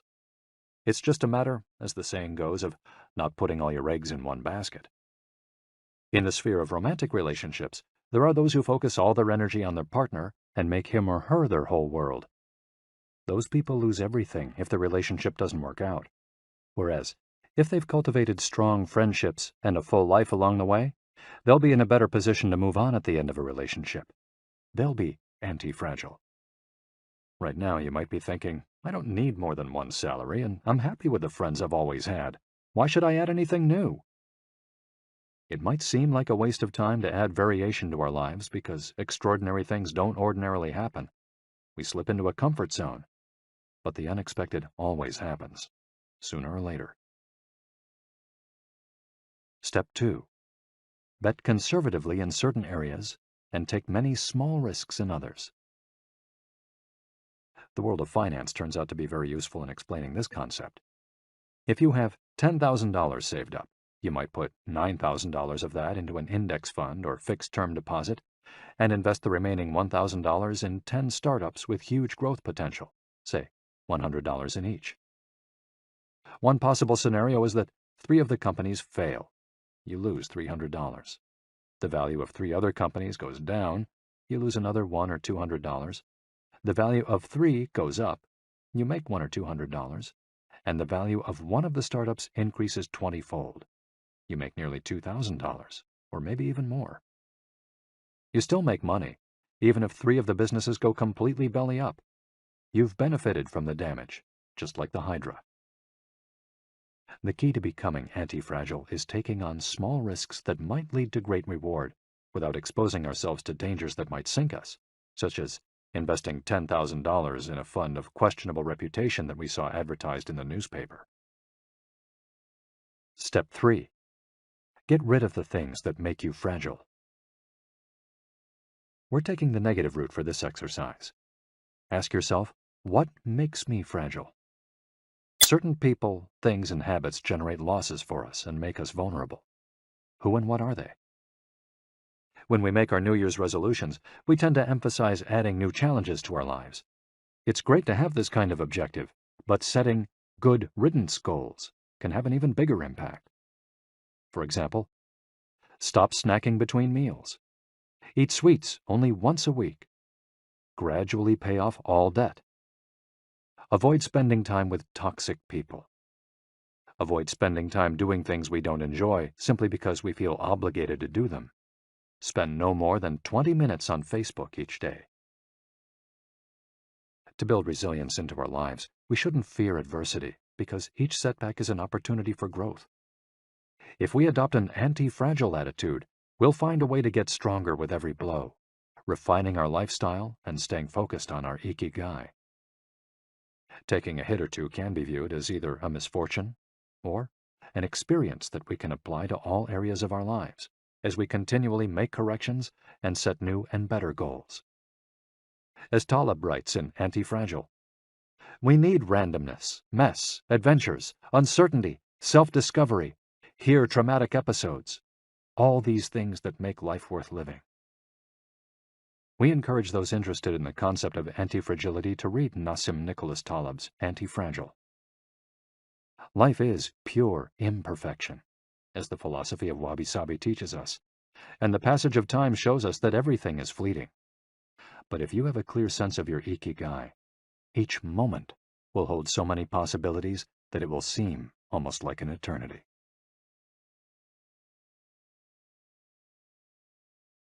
Epilogue. Ikigai, the art of living. Mitsuo Aida was one of the most important calligraphers and haikuists of the 20th century. He is yet another example of a Japanese person who dedicated his life to a very specific Ikigai, communicating emotions with 17-syllable poems using a shodo calligraphy brush. Many of Aida's haikus philosophize about the importance of the present moment and the passage of time. One could be translated as, "In the here and now, the only thing in my life is your life." In another poem, Aida writes simply, "Here, now." It is an artwork that seeks to evoke feelings of mono no aware, a melancholy appreciation of the ephemeral. The following poem touches on one of the secrets of bringing Ikigai into our lives. Happiness is always determined by your heart. And one last one, also by Aida, is keep going. Don't change your path. Once you discover your Ikigai, pursuing it and nurturing it every day will bring meaning to your life. The moment your life has this purpose, you will achieve a happy state of flow in all you do, like the calligrapher at his canvas or the chef who, after half a century, still prepares sushi for his patrons with love. Conclusion. Our Ikigai is different for all of us, but one thing we have in common is that we're all searching for meaning. When we spend our days feeling connected to what is meaningful to us, we live more fully. When we lose the connection, we feel despair. Modern life estranges us more and more from our true nature, making it very easy for us to lead lives lacking in meaning. Powerful forces and incentives, money, power, attention, success, distract us on a daily basis. Don't let them take over your life. Our intuition and curiosity are very powerful internal compasses to help us connect with our Ikigai. Follow those things you enjoy and get away from or change those you dislike. Be led by your curiosity and keep busy by doing things that fill you with meaning and happiness. It doesn't need to be a big thing. We might find meaning in being good parents or in helping our neighbors. There is no perfect strategy to connecting with our Ikigai. But what we've learned from the Okinawans is that we should not worry too much about finding it. Life is not a problem to be solved.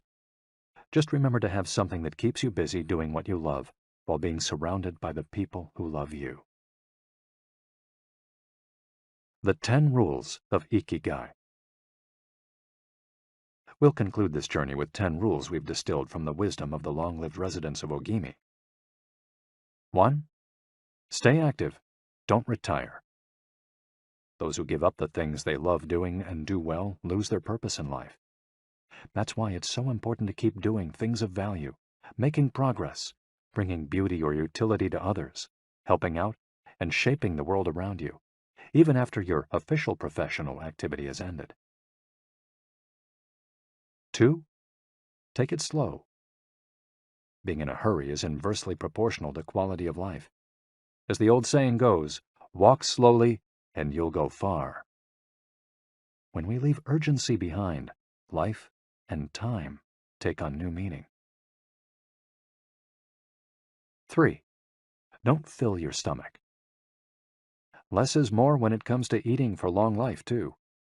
According to the 80% rule, in order to stay healthier longer, we should eat a little less than our hunger demands, instead of stuffing ourselves. 4. Surround yourself with good friends. Friends are the best medicine. There for confiding worries over a good chat, sharing stories that brighten your day, getting advice, having fun, dreaming, in other words, living. 5. Get in shape for your next birthday. Water moves. It is at its best when it flows fresh and doesn't stagnate. The body you move through life in needs a bit of daily maintenance to keep it running for a long time. Plus, exercise releases hormones that make us feel happy. 6. Smile. A cheerful attitude is not only relaxing, it also helps make friends. It's good to recognize the things that aren't so great, but we should never forget what a privilege it is to be in the here and now, in a world so full of possibilities. 7. Reconnect with nature. Though most people live in cities these days, human beings are made to be part of the natural world. We should return to it often to recharge our batteries. 8. Give thanks. To your ancestors, to nature, which provides you with the air you breathe and the food you eat. To your friends and family, to everything that brightens your days and makes you feel lucky to be alive.